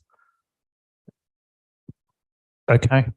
So, I mean, that was the reason for the previous board decision. So I think, you know, basically we're proposing we go ahead on that basis. Can we make this really clear through BCs in terms of we need to be really clear as to why then we've picked this up, I think, because that I think justifies the project in my mind. So Thanks, thank you for that. Yeah, I think we will, but I think you're right to point that out, you know, that clarity. Okay, so I've got Patricia and then Claudia. Thanks. My question is related to the fact that the public sector entity may have financial, not a financial benefits from the by issue license.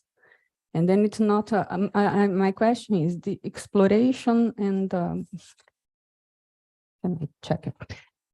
Exploration for evaluation of mineral resources only to explore directly or to issue license or issue the license for the other parts. In this case, I think it's necessary to adapt some guidance here to include this dimension, that financial retain mineral subsoil resources for financial capacities includes not only to explore directly these resources. Ross. And one addition. And also, I think this decision is aligned with CP, the rationale in the CP. If the rationale in the CP change, I think you need to revisit the decision about separate or not, the geography of the, not about the content, but the how, if standalone IPSAS or together with other IPSAS. It's my point. Ross. Yeah, I'm not. I mean, let's just remember that the proposal is an aligned standard. So this fits exactly with the commercial situation where, you know, if you issue a license or whatever, then you've got the intangible standard. So IFRS 6, just think back to what we heard from the experts who came in to talk about how it's used.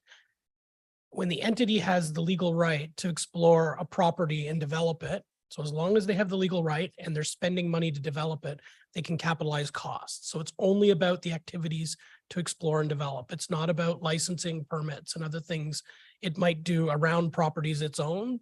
It's a very narrow standard with very narrow application that allows an accounting policy choice to capitalize expenses in the pre-production, pre-development phase of a property. And again, we had similar concerns to Todd originally that we didn't think this would be applicable in the public sector. So we didn't think we'd ever need to do anything because you can use IPSAS 3 to use the private sector standard. But when we had specific public sector entities highlight that they had these co-production agreements, and because we're aligned on joint arrangement accounting, they were having consolidation issues, it made more of a case that we would do this pretty straight piece of work because there's really no public sector difference we could identify related to the guidance in this standard. Edwin? So in the CP, when we talked about licenses, that was from the perspective of intangibles, as Ross said, and it was more selling the intangible. So IFRS 6 is really for the entity that holds the license and is carrying out the actual exploration activities. So it's almost like the other entity, as you, from what your question was asking. So from the public sector entity perspective, where it's the entity selling the license, that would actually be more of a revenue type transaction. Patricia. My question is where the public sector explore, it's not necessary to obtain the license because there is the control of the assets. My question is related to this point. Edwin, back on that. Yeah, so if a public sector entity is exploring its own property, in effect, then you would actually just apply IFRS 6 or whatever IPSAS we come up with directly, because you would have the land, or you would actually just directly capitalize or expense the cost as you're incurring those activities. I think, yeah, okay, all right, okay, Claudia. Thank you. I would add to a point which Todd already brought up. I agree that we need a standard for it, but what's not clear in the standard itself, how it's written now, that this is the standard only available if you have a commercial purpose of doing this, or it's also if you are extracting then for your own operational purpose, because the government holds also a power plant, which they use then the coal and give it to the power plant, and the power plant is serving then their municipality buildings. So I wouldn't say that the power plant sell it then to them. So we should really make sure if this standard only available for commercial purposes or for broader, because a part of the standard, how it's written, it's talk about commercial things, but it's not clear.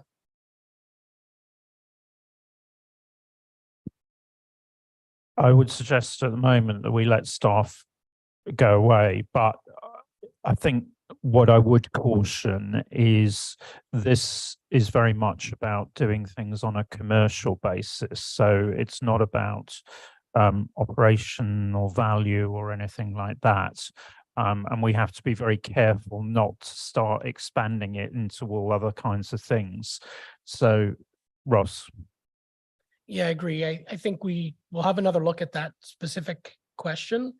But again, if you look at fundamentally why IFRS 6 is there, it's for entities that are extracting these resources to sell them. So if the purpose the entity is undertaking is not with a commercial nature in mind, I'm not sure you could take the accounting policy choice in IFRS 6. That's why I think we'll have a look at it. Okay. So any other comments on the recommendations? So I think we are clear that we need a standard and the reasons why we need that standard, but also that it is, you know, as Ross has said, strictly in sort of essentially commercial circumstances. Todd. Thanks, Ian. helpful to have got ourselves to the point where I can see the need for the standard. One thing that I think it will be quite important for us to front foot, again, probably through basis for conclusions, is, and this goes for the IASB as well, IFRS 6 does not align with the IASB's conceptual framework, and us doing this, it isn't going to align with our conceptual framework. And I think we need to front foot that issue, perhaps through BCs, acknowledge that it doesn't, and why we are still proceeding to do something that doesn't align with our framework. So I just wanted to make that point. Okay, we'll take that away as an instruction to staff. Okay, so with that, I think we've agreed the direction in terms of the staff recommendations. So Christoph, move us forward. Thank you, Ian. Actually, that concludes our recommendation, and we will take away everything that members have commented and bring back as per the plan a full exposure draft early next year.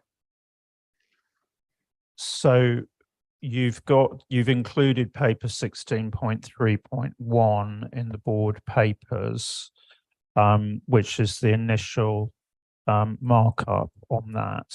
That's correct. Can I just check whether, obviously, if members have specific drafting comments, they should direct those to you at this stage.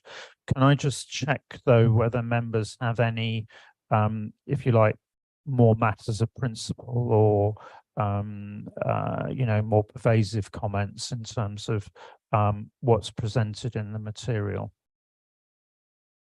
Todd. Sorry, all my comments were sort of focused more on bullet point 1.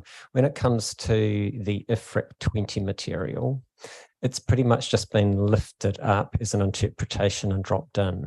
And I'm not sure what we might have done in the past where we've incorporated interpretations in, but there's interpretation mentioned a number of times in that appendix. And I think we want this to feel like it's just part of the standard rather than it's an interpretation of anything, because it isn't, from our perspective, an interpretation of anything. So I think we just need to think about that in the way that we pull it together. So there may need to be a little bit of change within the standard itself to link it to what's in the appendix and the language that we use in the appendix. Thanks, Todd. So Ross, if you can just outline how we normally approach these. Yeah, so we normally bring IFRICs in as appendices and leave them separate because they relate to a specific publication from the IFRIC. And I wouldn't recommend this is integrated into IFRS 6 because it's a very specific issue to a very specific industry.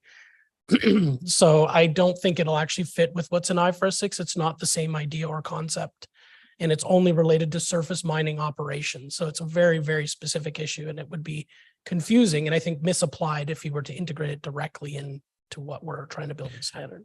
So we have precedents in terms of other standards where we've included IFRICs, and you can see where that's been done through the dashboard. So I think the instruction at this stage is to approach this consistently with what's been done before, which I think addresses your point, Todd.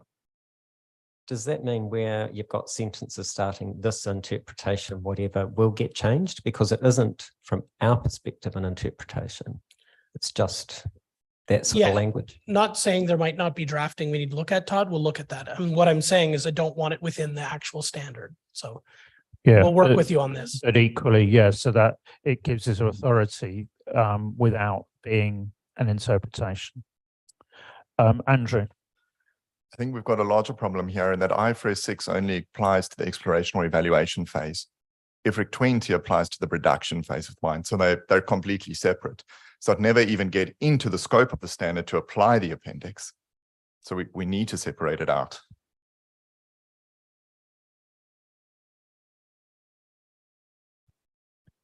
Well, I think it will be separate. It will be an appendix to it. I mean, there is not, staff went through a number of different iterations on where this material could be placed. And this was probably the least worst option, if I can describe it as that. But then I think we need to change the scope, because I don't get into the standard to actually get down to appendix level. So we can Well, with the staff. let's not argue about the location at the moment. Can we leave that with staff? We note your concern. We're going to have to fit it somewhere. So I think, but I think recognize there will not be an ideal location for this, because staff have already been around the options. Okay, so if there are no other points, can I then suggest that if you have more detailed drafting comments, those go to staff so that they can bring back a marked up version reflecting the initial comments. Right, okay, so with that, I think we move, sorry, Christoph, unless there's anything else you were expecting out of the item. No, that's it. Thank you very much, Ian. Okay, thanks for bringing the paper, and good to see you. So then if we can move on, and I think actually, Edwin, it would be to you in terms of moving then into what's on the agenda as implementation group. But obviously thinking has moved on since the agenda was put together, and that's probably cue to you, Edwin.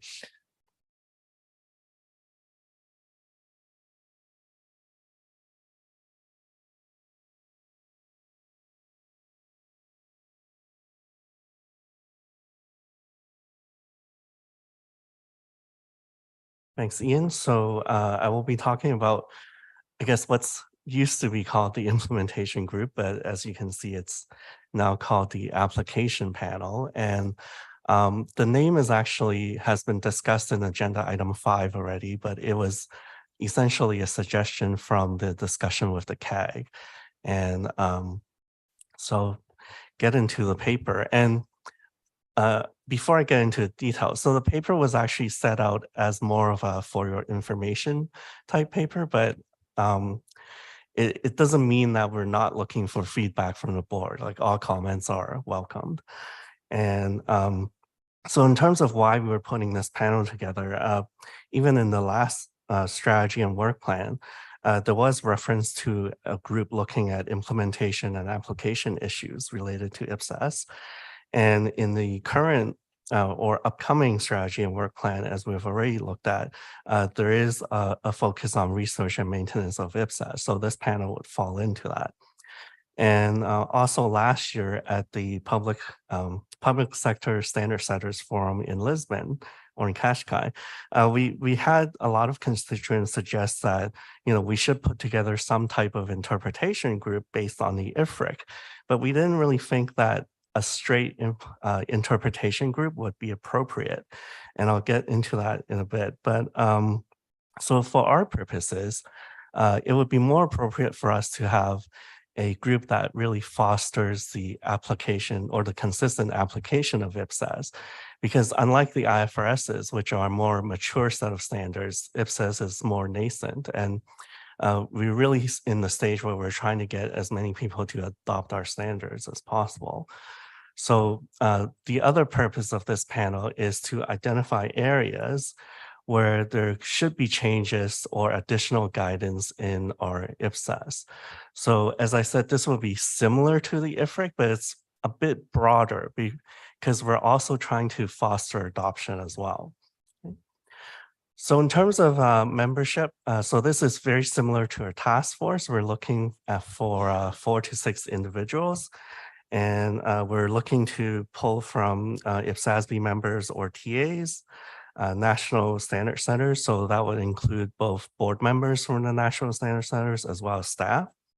We're looking for people from public sector financial statement preparers, and also from practitioners as well. So people from the accounting firms, like auditors and consultants. And in terms of how often this group is expected to meet, we're looking to start with quarterly meetings. So the the way we're envisioning it now is we would look at issues that are raised from constituents on a quarterly basis, and then we would have some sort of report back to the IPSASB at the meeting if anything comes up. Okay, so speaking of issue identification, so right now we already have a website where constituents can essentially email the staff and submit their issues.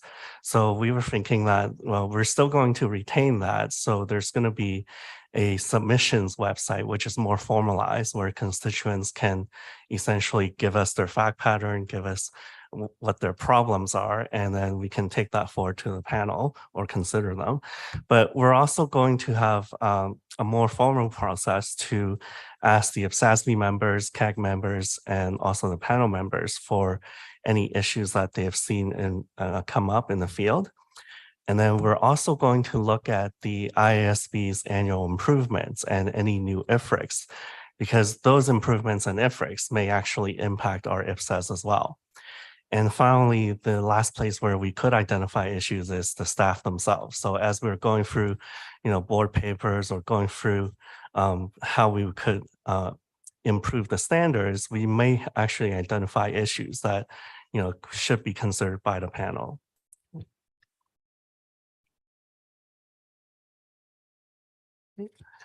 So in terms of the issue selection process, we started by leveraging the process used by the IFRIC. So essentially, it really relies on receiving questions and issues, as I've talked about. But what we've done is the first light blue box on this slide, we've added that because the point of this panel is really to focus on public sector specific issues. If it's something that's an issue with the IFRS where we're aligned to or an IFRIC, then the expectation is that the IFRIC would already be addressing it, or hopefully they will address it. And I guess the rest of the process, we have leveraged what the IFRIC does. So, we would be looking at whether an issue is widespread and expected to have a material effect. Because obviously, if it's very narrow or if the impact isn't really material to anyone, then we would not look at the issue. And the other key question is really asking, could this issue lead to a change in an IPSAS? Now, that could mean either additional application guidance or additional implementation guidance. So the point here is that we are not looking to issue a standalone interpretation of a standard like an IPSAS or like the IFRIC does. This is really looking at how we can improve the existing guidance in the IPSAS themselves. Okay, and in terms of issues that are not taken to the panel, so if we go down this flow chart and we come up with issues that aren't material or they're very narrow, then we would actually include those in a listing of issues, and that would be attached to the appendix of the report back when we go to report to the board what we've seen every quarter. Now, at this point, we haven't really decided if there should be a detailed explanation for each issue on why we're not taking things forward. Based on comments from that I've received from some members, I think it would be very helpful for constituents if we explain in this appendix why the issue is not being brought forward. So staff will take that away and think about it some more.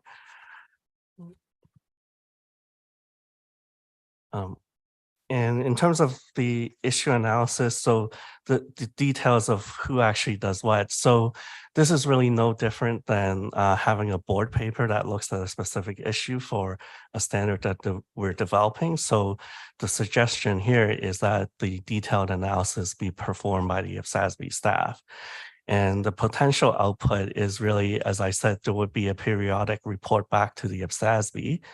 And the report back could take the form of either recommendations to add additional AGs or IGs, or it could be a listing of the agenda decisions or the issues that we're not taking forward.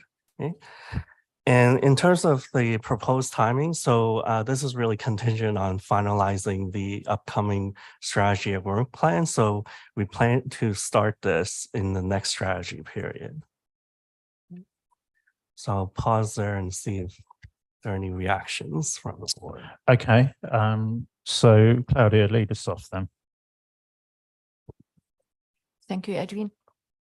I've just a question regarding clarification. Could you go back one slide, please? Your second question, is the matter related to public sector specific issues? I assume it includes also if we have deviations in our standards from the IFRS standards, because sometimes we change the names, sometimes we add on to make clear that it could be a public, not only a public sector issue, but we solved it differently in the public sector than in the private sector. Yeah, thanks, Claudia. Camira, and then to Andrew.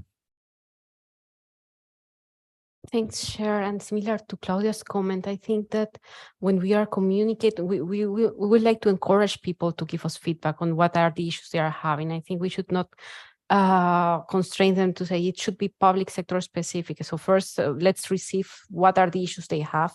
If we identify that it's something that is coming from IFRS, I think it's also our responsibility at least to communicate to the interpretation panel from IFRS and to make sure what is the status, so that we can also give a feedback to each of those people that take the time to give to share with us their issues. What is the status, if we are going to work on this, or if something that IFRS or another board, the ISB will work on. Thanks. Thanks. I mean, I think we're going to need to feel our way on it, because actually if it depends on the nature of the issue, doesn't it? And that's probably what the flowchart is not actually giving, because I could understand from what you said that we might say, well, actually, okay, it might be a requirement coming from IFRS, but actually we need something else that contextualizes it for the public sector. So I think, you know, what your comment is showing and what Claudia's comment is showing, you know, shows there's some subtleties in how we're going to have to address this. Okay, so I've got Andrew, Todd, Liang, and Lucy. Thanks. I had a similar concern to Claudia and Camira around the interaction with the IFRIC agenda decisions and those, but I think it's also once the IFRIC's decided on something, how do we consider that? If we do get a request, it's not public sector, do we push it back? So, but I agree, we'll feel our way around that. I just questioned the process flow, I guess, on this diagram, because it seems like very little will actually be considered by the panel, and most of it's actually really done by staff, because you've kind of got to go yes to all of those before something gets to the panel. And I guess that works differently to how the IFRIC works, right? The IFRIC, I guess, does the blocks in blue, and then if you get right to the bottom, then it goes to the board, the ISB. Was that more the intention we had here, or is it to limit the number that goes to the panel, or not? And then I guess, Edwin, just when we go to the no, I would propose that we do issue some sort of feedback to constituents. I think it would be really useful, particularly, as you say, because we're at a younger phase than what the ISB is, to help people in that space. Yeah, we need to be careful about the status of that, though, in terms of it's not, you know, but it's advisory rather than anything else. Edwin. Yeah, so the intention was that staff would do the first cut at whether issues should be in or out. But even if staff have determined that we should not look at an issue, that determination is going to be discussed with the panel first. So it's not going to be staff unilaterally saying, no, we don't need to look at this. Like, we will still consult with the panel. Ross. Yeah, I think that's how we thought it would operate. It's a volunteer panel, and the legwork needs to be done by staff, but I think we'd show them our decisions and what we've looked at. We already respond to constituents when they send us comments, and we've got a general kind of disclaimer that we put on that of giving general advice on how to read the guidance. So, you know, we can continue to use that to respond when we get a fact pattern of saying this is what the panel considered, and, you know, it's not opinion, it's not interpreting per se the guidance, but here's how we've considered the issue and here's the outcome. So we could give each constituent who sends us something a formal, you know, email back letting us know what it was, in addition to what publicly we put out there. Andrew, back on that. Sorry, just a quick point. I guess I'd propose that instead of just going back to that constituent or that submitter, that it rather goes to a broader thing, sort of like the IFRIC, agree with the necessary disclaimers and status. But I think it would be useful to have these somewhere that the broader, broader constituents can look at. Yeah, my assumption is we would do that. I was talking, if you were talking about feeding directly back to the person, that we are already doing that on this. Yep. Okay. Todd. Thanks. I probably had a slightly different take on this because I saw this panel as advisory to this board, I suppose. So this board wants to essentially be comfortable with what's happened through this process and determine whether there is the need for some changes to our standards, implementation guidance, examples, etc. So the stuff that we issue, or whether this can be dealt with in some other way, whether it's a staff Q&A or whatever, or whether it just falls outside of all of that.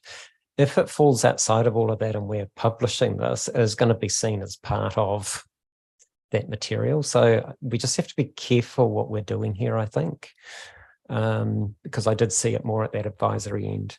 I did have one other comment as well, which goes back a slide, I think it is, and that is, we've talked about a panel of 4 to 6 people.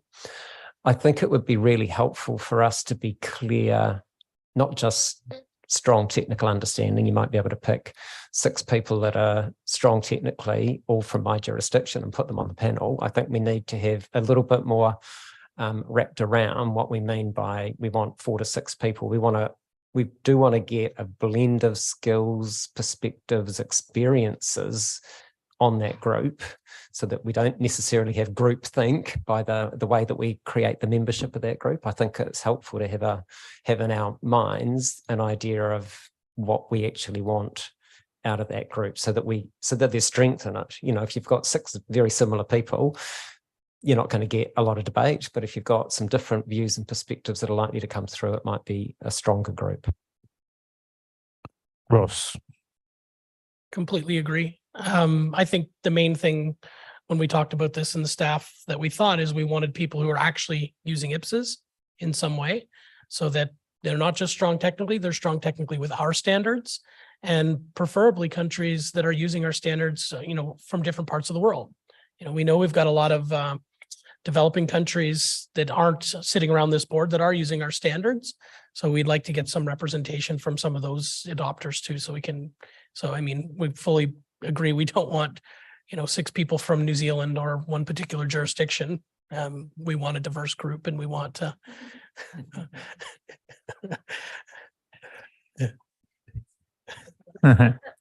It's any country. I just use New Zealand because Todd raised it. I'm not saying. To your status point, Todd, I think that's where we've got a very careful balance to strike, because what we're basically saying is this is a filter process for stuff that comes to the board, and so we don't want a lot of stuff ending up with the board, and then in terms of not taking it forward, it's actually just essentially it's not.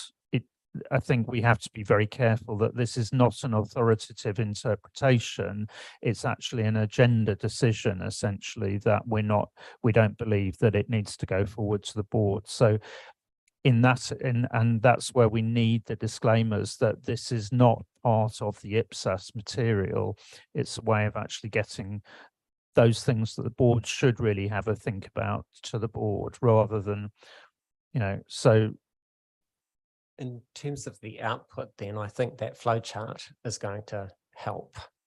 So anything that we as a board aren't going to discuss, it's more keeping it to, the panel met, and in terms of whether it's public sector specific or not, or whatever that first question ends up being, we don't think it is for these reasons or whatever, and we can just have a fairly simple sort of feedback that way, because this is how the panel has answered each of those questions and why or you might get to the first question and answer no, and that's where you leave it. I don't know, but yeah, we're going to have to work it up in terms of how this emerges in practice. But the idea is that there's a clear principle that this is not authoritative interpretation. It's just essentially a kind of, we've looked at it and we don't think there's anything here that.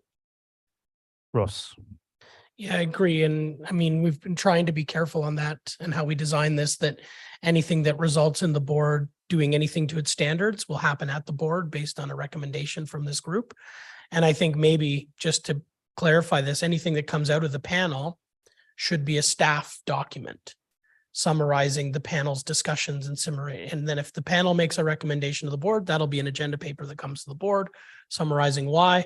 And if they decide to do anything, the staff will summarize the panel discussions and issue a staff summary of the discussion. So that's clear. It's a staff document, non-authoritative, and it's not part of the literature.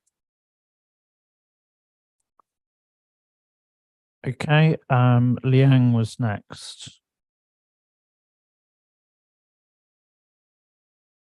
Thanks, Chair. Actually, I have a question about the box 4. My opinion is even it is the conclusion is it is not necessary to change existing IPSAS, given we have analyzed that this is material widespread and expected to have a material impact. I suppose we should put these matters into the discussion of the panel. This is just similar to IFIC. At the IFIC meeting, they will discuss those matters. Even maybe the initial analysis is that it may not change the existing IPSAS, because if we have go through the first step and the second step, actually there should be some different view in the interpretation, or there's diversity in practice to apply the IPSAS. So I think it is necessary to go to the panel to discuss. Then we can, after the panel discussion, then we can go to either it will have some narrow scope amendment to IPSAS, then maybe because it's standard setting project, maybe need to go to the board, or on the other hand, maybe if we conclude it is not necessary to change existing IPSAS, then maybe we can issue some type of guidance as staff paper, or something similar to agenda decision as issued by the IFIC. So I think we our panel should cover these two kind of matters. One is possible to change the standard. Definitely it's a narrow scope. And the other is actually those application matters, which we may need to issue something to guide the people to apply the standard. Thanks. Thanks, Liang. I think it shows, there's going to be some further thinking that's required on this process, and probably that there are quite a few, there's more nuances in terms of how we need to apply it, given nature of our literature and so on. Lucy and then Claudia. Thank you, Chair. Actually, my concern is on question number 2. Is the matter widespread and expected to have a material effect? Because the analysis there would really dictate the next step, whether it is necessary to amend the existing IPSAS. How do we intend to analyze whether it is really widespread? Would it be dependent only on the number of persons who raise those, or constituents who raise those issues, or do we have some benchmark to follow before we can say it is widespread or it is material? Thank you. I think, can we leave that to the panel, to start to work up? I think we're not going to turn this into we're not going to consider it because only one person has brought it up. It's more that's back into the membership of the panel and the judgment that they collectively bring. And that's where we need to make sure that we have a diverse membership so that we can essentially do the judgment through that diverse membership, I think. Okay, I'm mindful of time, so I just want to take the final 3 points.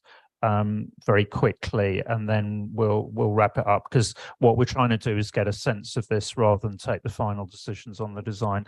Claudia, and then I'll go to Fabienne. Thank you. Just one additional point regarding the design. I would call it application panel by the IPSAS board. Why?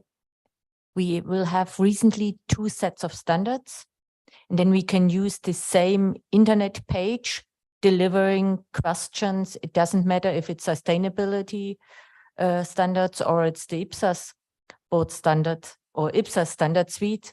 Otherwise, we have to give them a different naming, so we can be then more flexible in the future. Thanks. I think that's a helpful suggestion there, Claudia. Fabienne, to you. Thank you, Chair. I guess Andrew's earlier comment resonated well with the feeling I had reading the paper. I was wondering, it didn't come through quite clearly what would be done with the log of questions that wouldn't be brought to the IPSASB. So I suppose there would be maybe a response to the constituents, but would that be public?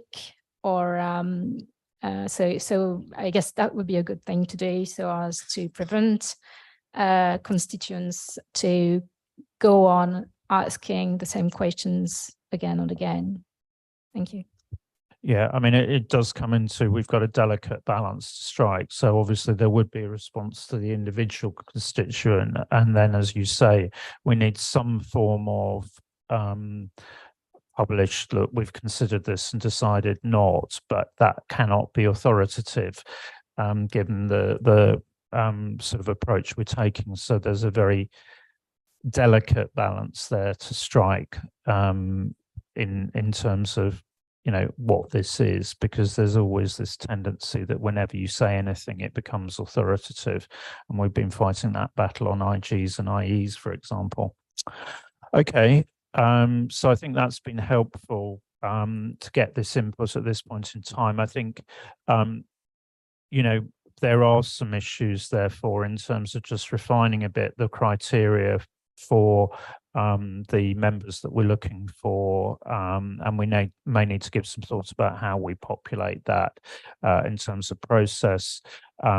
Clearly some further thinking to do about the flowchart approach, and particularly things like how do we deal with, you know, standards that we have largely brought over from the IFRS literature, but actually there may be what may be expressed as a public sector issue in application of those. So we need to, you know, there needs to be a bit more sort of subtlety about the thinking and how we express that, I think. But I think that's been a very useful first discussion, and you know, finally Claudia's point about it being an IPSASB application panel, neat. Okay, so I think with that we've you know, that's been a useful first discussion. I think we conclude on that item. Ross, I think probably to you next, actually. And in terms of the program and technical directors report.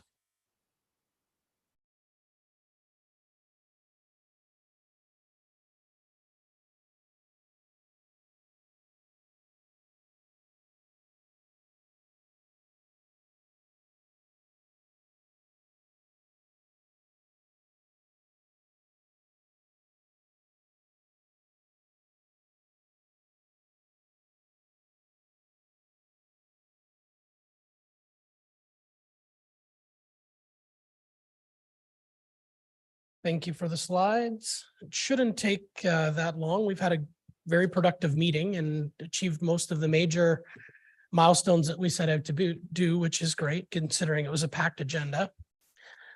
With that, I just wanted to summarize the approvals. So we approved IPSAS 49 retirement benefit plans. We approved improvements to IPSAS 2023 with one approval removed. And we approved the consultation on the strategy and work program. And sorry, there's a typo at the end of the slide. And then I just wanted to acknowledge my big green thumb that I like to use at the end, that we achieved a number of things at this meeting, and it's good to continue making progress. The consultation on the strategy is going to be a really important step forward for the board, and really looking forward to hearing what our constituents around the world think about the next 5 years of the IPSASB's work. I did want to just highlight to everybody that I think we do plan to use the check-in meeting this quarter. And I think we'll use it for education and sustainability updates. Again, we've got lots planned in terms of building up the knowledge of the board and starting to get into the climate change project. And we think the check-in's a nice checkpoint to just have a couple hours to spend thinking about that. So more details to follow, but just wanted to let everybody know that we're not planning to cancel it.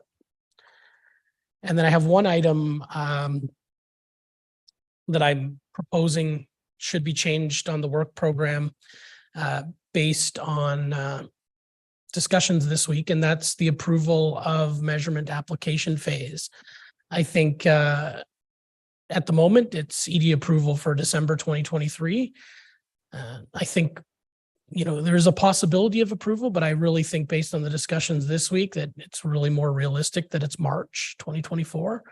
And I kind of think it's the type of issues that are important enough that we take the time to really make sure we've got it right.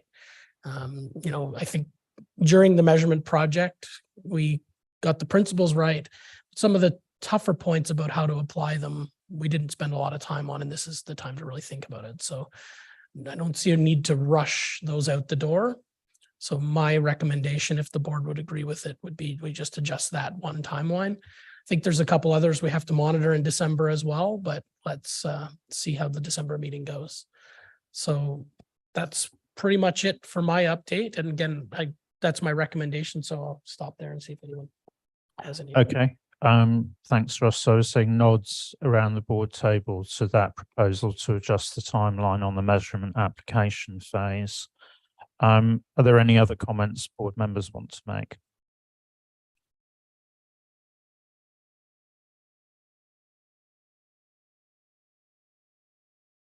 Okay. No, I think it has been a good meeting in terms of the decisions that we've come through and the debates and discussions that we've had along the way. So thank you very much. I think thank you to staff in terms of actually, it's probably about the highest number of agenda items that I can remember for quite a long while. That's helped us through. So I think we've had some good papers to support the discussions, and also, and when we're not finished yet because we have one more external presentation still to come, but I think we have had excellent presentations which have been really helpful, both from Claudia and her team earlier on in the week, but also I think April's session was a standout as well. Really helpful to have that before we went into our first substantive discussion on sustainability reporting standards. So at this stage of the September meeting, by convention, I also make an announcement in terms of the board reappointments and new appointments that were approved by IFAC board last week, and which will be mentioned in a press release due out later on today. So firstly, to those, the three members that were up for reappointment, all have been reappointed this time round. So we extend our congratulations to Mari, to Hervé Adrien, and to Renee. So well done, everyone.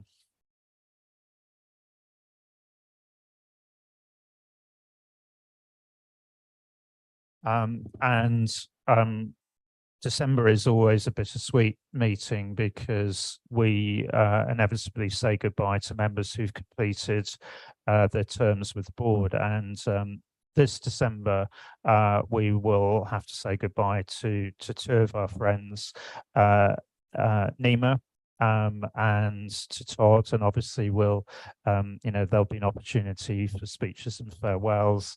In terms of the two new board members joining the board, The first one is very much an old friend, Angela Ryan from New Zealand, and Angela was a very good board member that sadly had to step down early because of bereavement, and so it's great to be able to welcome her back to the board at the beginning of next year. And I think I'm right in saying that Angela will be with us in December, which also will be good. And the second appointment is Yakuba Traore from Burkina Faso. And we have been looking for a board member from a Francophone African country for a number of years. And I think Yakuba will be an excellent addition to the board, and certainly is well connected through a lot of the organizations in Francophone West Africa. So I think that's a very important addition to our board diversity. So we're very pleased about that. The other reappointment is that Scott will be carrying on as the Deputy Chair for 2024. So thank you very much, Scott, for everything that you've done, and looking forward to continuing to work with you. And obviously, we've just added the chairmanship of the Sustainability Reference Group to your already fairly full portfolio. So thank you for taking that on. The last point I want to cover is that discussions have started in terms of what will happen in terms of the eventual change in leadership in the board when I complete my term, which has been scheduled for December 2024, the end of my third three-year term. The IFAC nominating committee, and indeed IFAC board, is very strongly supportive of IPSASB's work, and very much was cognizant of the fact that there's a very strong upward trend in the implementation of the standards around the world, and therefore is very keen that my successor should be seen to be appointed through a very strong independent process, and that there's a good search and outreach process that goes on before that, very much building on the sorts of approaches taken with the appointments of the chairs of the International Audit and Assurance Standards Board, the International Ethics Standards Board for Accountants in recent years. And so therefore there are discussions going on already about a new independent approach to that appointment. The nomination committee were also very cognizant of the sorts of risks there are around leadership transitions, and also the fact that IFAC itself is actually, which is an important stakeholder, is also about to enter its own leadership transition with Kevin Dancy, the IFAC CEO, stepping down at the end of the year, and the search process going on for Kevin's replacement at the moment, with an anticipated announcement later on in the year. And combining that with the challenges that we as a board have in terms of taking on sustainability reporting, the nomination committee approached me about extending by a further year. After discussion, it's been agreed that I will extend for a final year to the end of 2025. So that will also be announced later on today through a press release that was approved by IFAC board in consultation with PIC. So I think that's important in terms of direction for the board, that I will be remaining as chair till the end of 2025, but also that there will be a strong nomination process put in place to make sure that there's a good successor, and that's likely to, the preparations will culminate likely in an advert going out towards the end of next year for that process. Details to be announced in due course.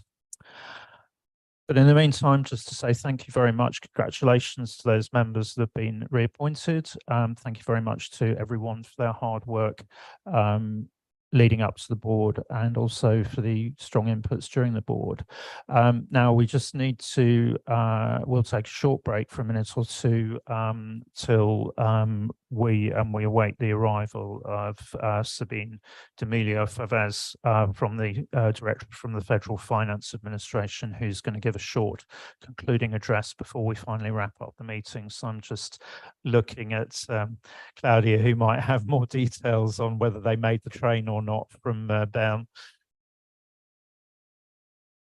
As I didn't receive any response from Basilio, so if he wouldn't be on the Hopefully no train, news I is would good news. expect that he had at least sent me a message. Okay. That, so I expect they will be on the train because he's supporting Miss. Okay, D'Amelio so Favez, if people don't we'll- mind, just sort of hang on in the room until Sabine and Basilius arrive. Okay.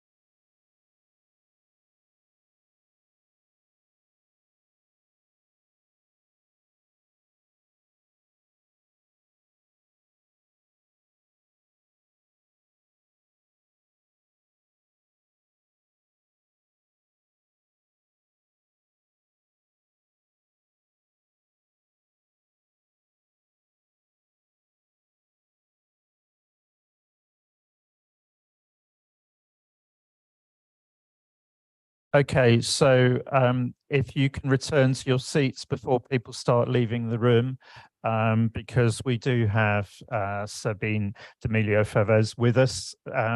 So Sabine, many thanks for making the trip over from Bern, and fortunately Swiss Railways have, you know, maintained the reputation, and you know, welcome.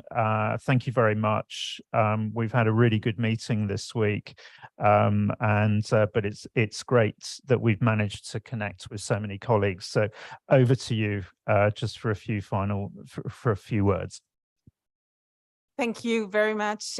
Good morning, good afternoon soon, everybody. Sorry for being a few minutes late, and I'm not going to take a long time from your lunch break, but it's really my pleasure to be here today, to be able to come and greet you. after the welcome speech by the Canton of Zurich that was given on Tuesday to you, I would like to welcome you all also from on behalf of the federal government. As you know, we are here in Switzerland with this federal state, different federal levels. You are invited by the Canton of Zurich, and we on the federal level are set in Bern, and I'm also very happy to have you here. I've heard, and you told me you've had so far a very productive board meeting this week. I hope to learn a little bit more during lunch on your progress on the different items, but you're doing a very impressive work altogether. Now, I'm not sure whether you know the federal finance administration. I just wanted to spend some words on what we do on the federal finance administration. I am the head of this administration. We have with Mark a representative in the board until last year, and now as a technical advisor, and we are following, of course, your work very closely. So the Federal Finance Administration is responsible mainly for the budget estimate, the financial planning, the accounting policy on the federal level. It is also accountable, and that is a very important part for us also in all discussions with IPSAS. We are accountable for all the statistics on the public accounts and budgets in Switzerland, and statistics with different federal levels is a challenge and is something we are looking at very closely. We are also in charge of the treasury functions and of developing and implementing fiscal instruments such as the debt break rule or the federal fiscal equalization. Maybe you've heard or read this week in the newspapers that we celebrate this year the 20th anniversary of the federal debt break rule. It is a rule that has been a key instrument to stabilize the debt in Switzerland and to ensure that we had also on a budget level enough flexibility to quickly react in a crisis. And I'm going to spend later on some words on how we implemented, well, we adapted that debt break rule also to accrual accounting, because it's also different perspectives on a planning side, on an accounting side, and we did that step this year. But let's turn back first to accounting policies. Your job, as you may know, there is a long tradition of accrual accounting for especially Swiss cantons and municipalities in Switzerland, dating back to the years 1970s. On the federal level, however, it took us much more time to implement accrual accounting. We had a system of modified cash accounting that remained until the year 2007. And in 2007, we decided to make a big bang. We implemented the accrual accounting, not only on the accounting side, but simultaneously also on the budgeting side, which was very important for us to have both sides implemented at the same time. The driving force was not only driven by accounting, but also driven by the need for restructuring and developing the existing IT landscape within the federal administration. And it was a good moment in time to really make a new start, begin with a fresh perspective. But you can imagine this project had a big impact on the organizational requirements, as well as on human resource skills needed. From the beginning, one of the key benefits of this accrual accounting was an increased transparency, and I think that's what we all try to achieve with accounting standards. As IPSAS enables a comprehensive view on these financial positions and performance of the government.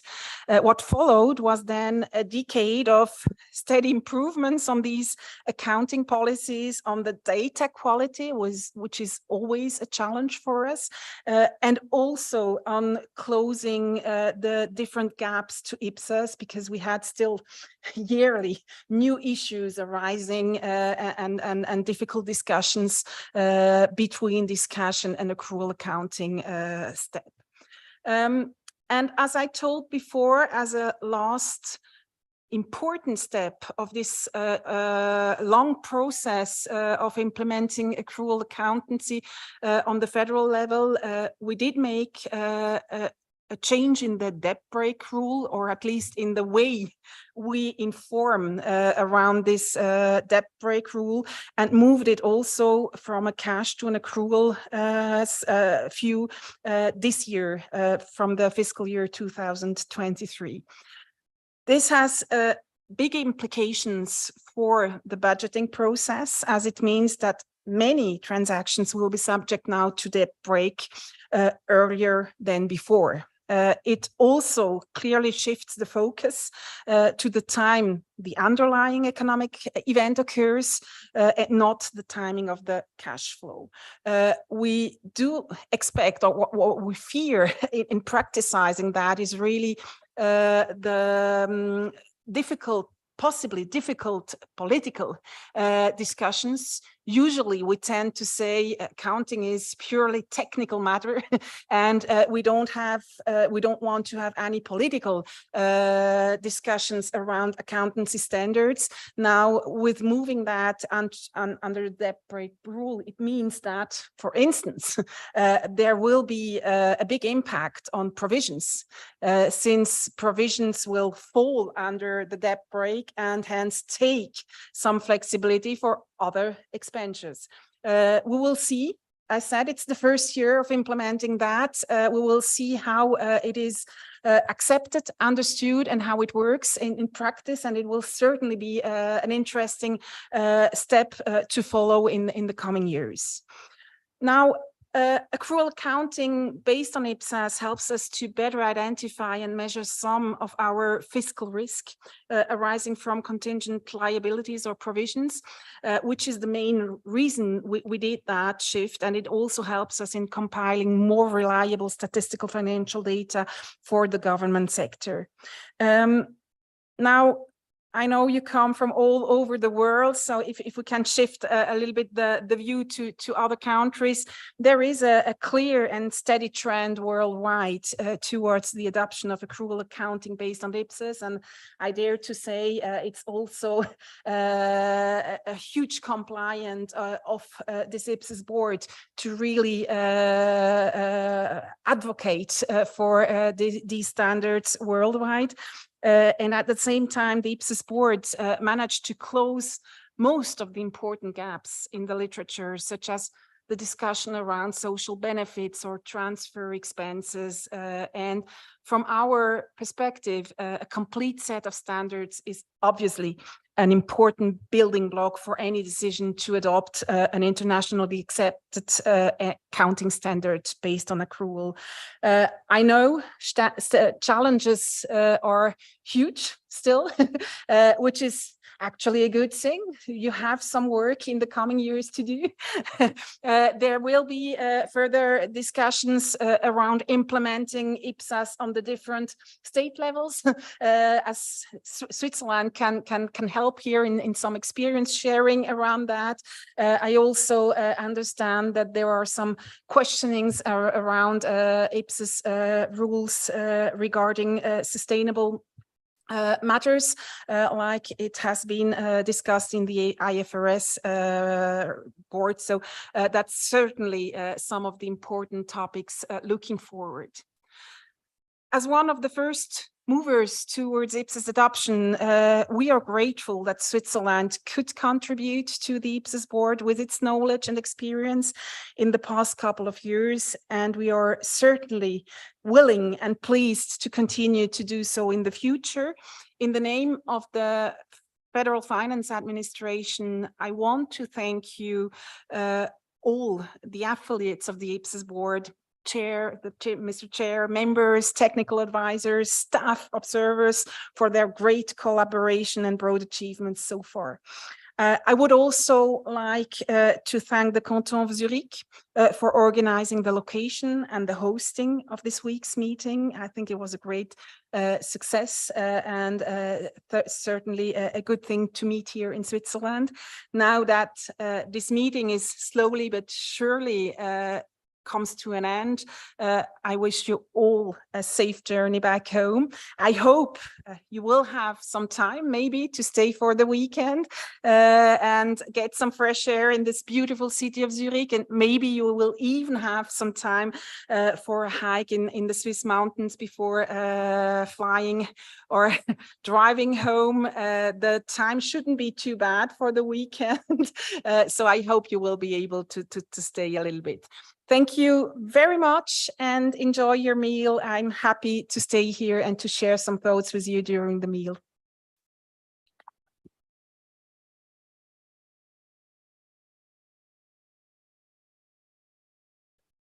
So Sabine, thank you very much. I thought that was an excellent way to, if you like, bookend our meeting, because we had the presentation from Basilius and his team at the very start of our meeting, giving the perspective and in terms of usage of accrual in the Canton of Zurich. And I think we've heard the federal perspective from you, and very interested to hear the move in terms of the debt break to an accrual basis. That's something that those of you that have observed board meetings in the past, certainly when Andreas Bergman was chair, Andreas mentioned that on a number of occasions, and I think that you know, we have clearly benefited a lot from the relationship with Switzerland in the various different levels, and on the accounting and on the statistical side. And, you know, clearly Andreas was a board member and then chair. We had Mark as a board member for 6 years, and obviously we benefited greatly from having Claudia.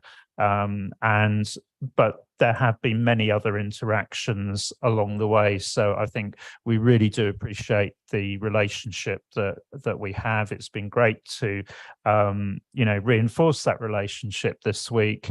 And we do look forward to working together going forwards, and to that continued cooperation. I think that practical experience coming into our work is tremendously powerful. And I think just to thank colleagues both at the federal and at the canton level for everything, and of course for the fantastic hospitality that we've had this week, which has contributed to making it such a good meeting. So thank you very much, everyone. With that, we conclude the formal business for the September meeting. Obviously, we have the check-in meeting in October, and then we look forward to being together again in Toronto in December. In the meantime, safe travels, everyone. And I suppose I should say safe arrival to Canera. All the best for later in October. And thank you, everyone. And let's enjoy some lunch before departing. Thank you.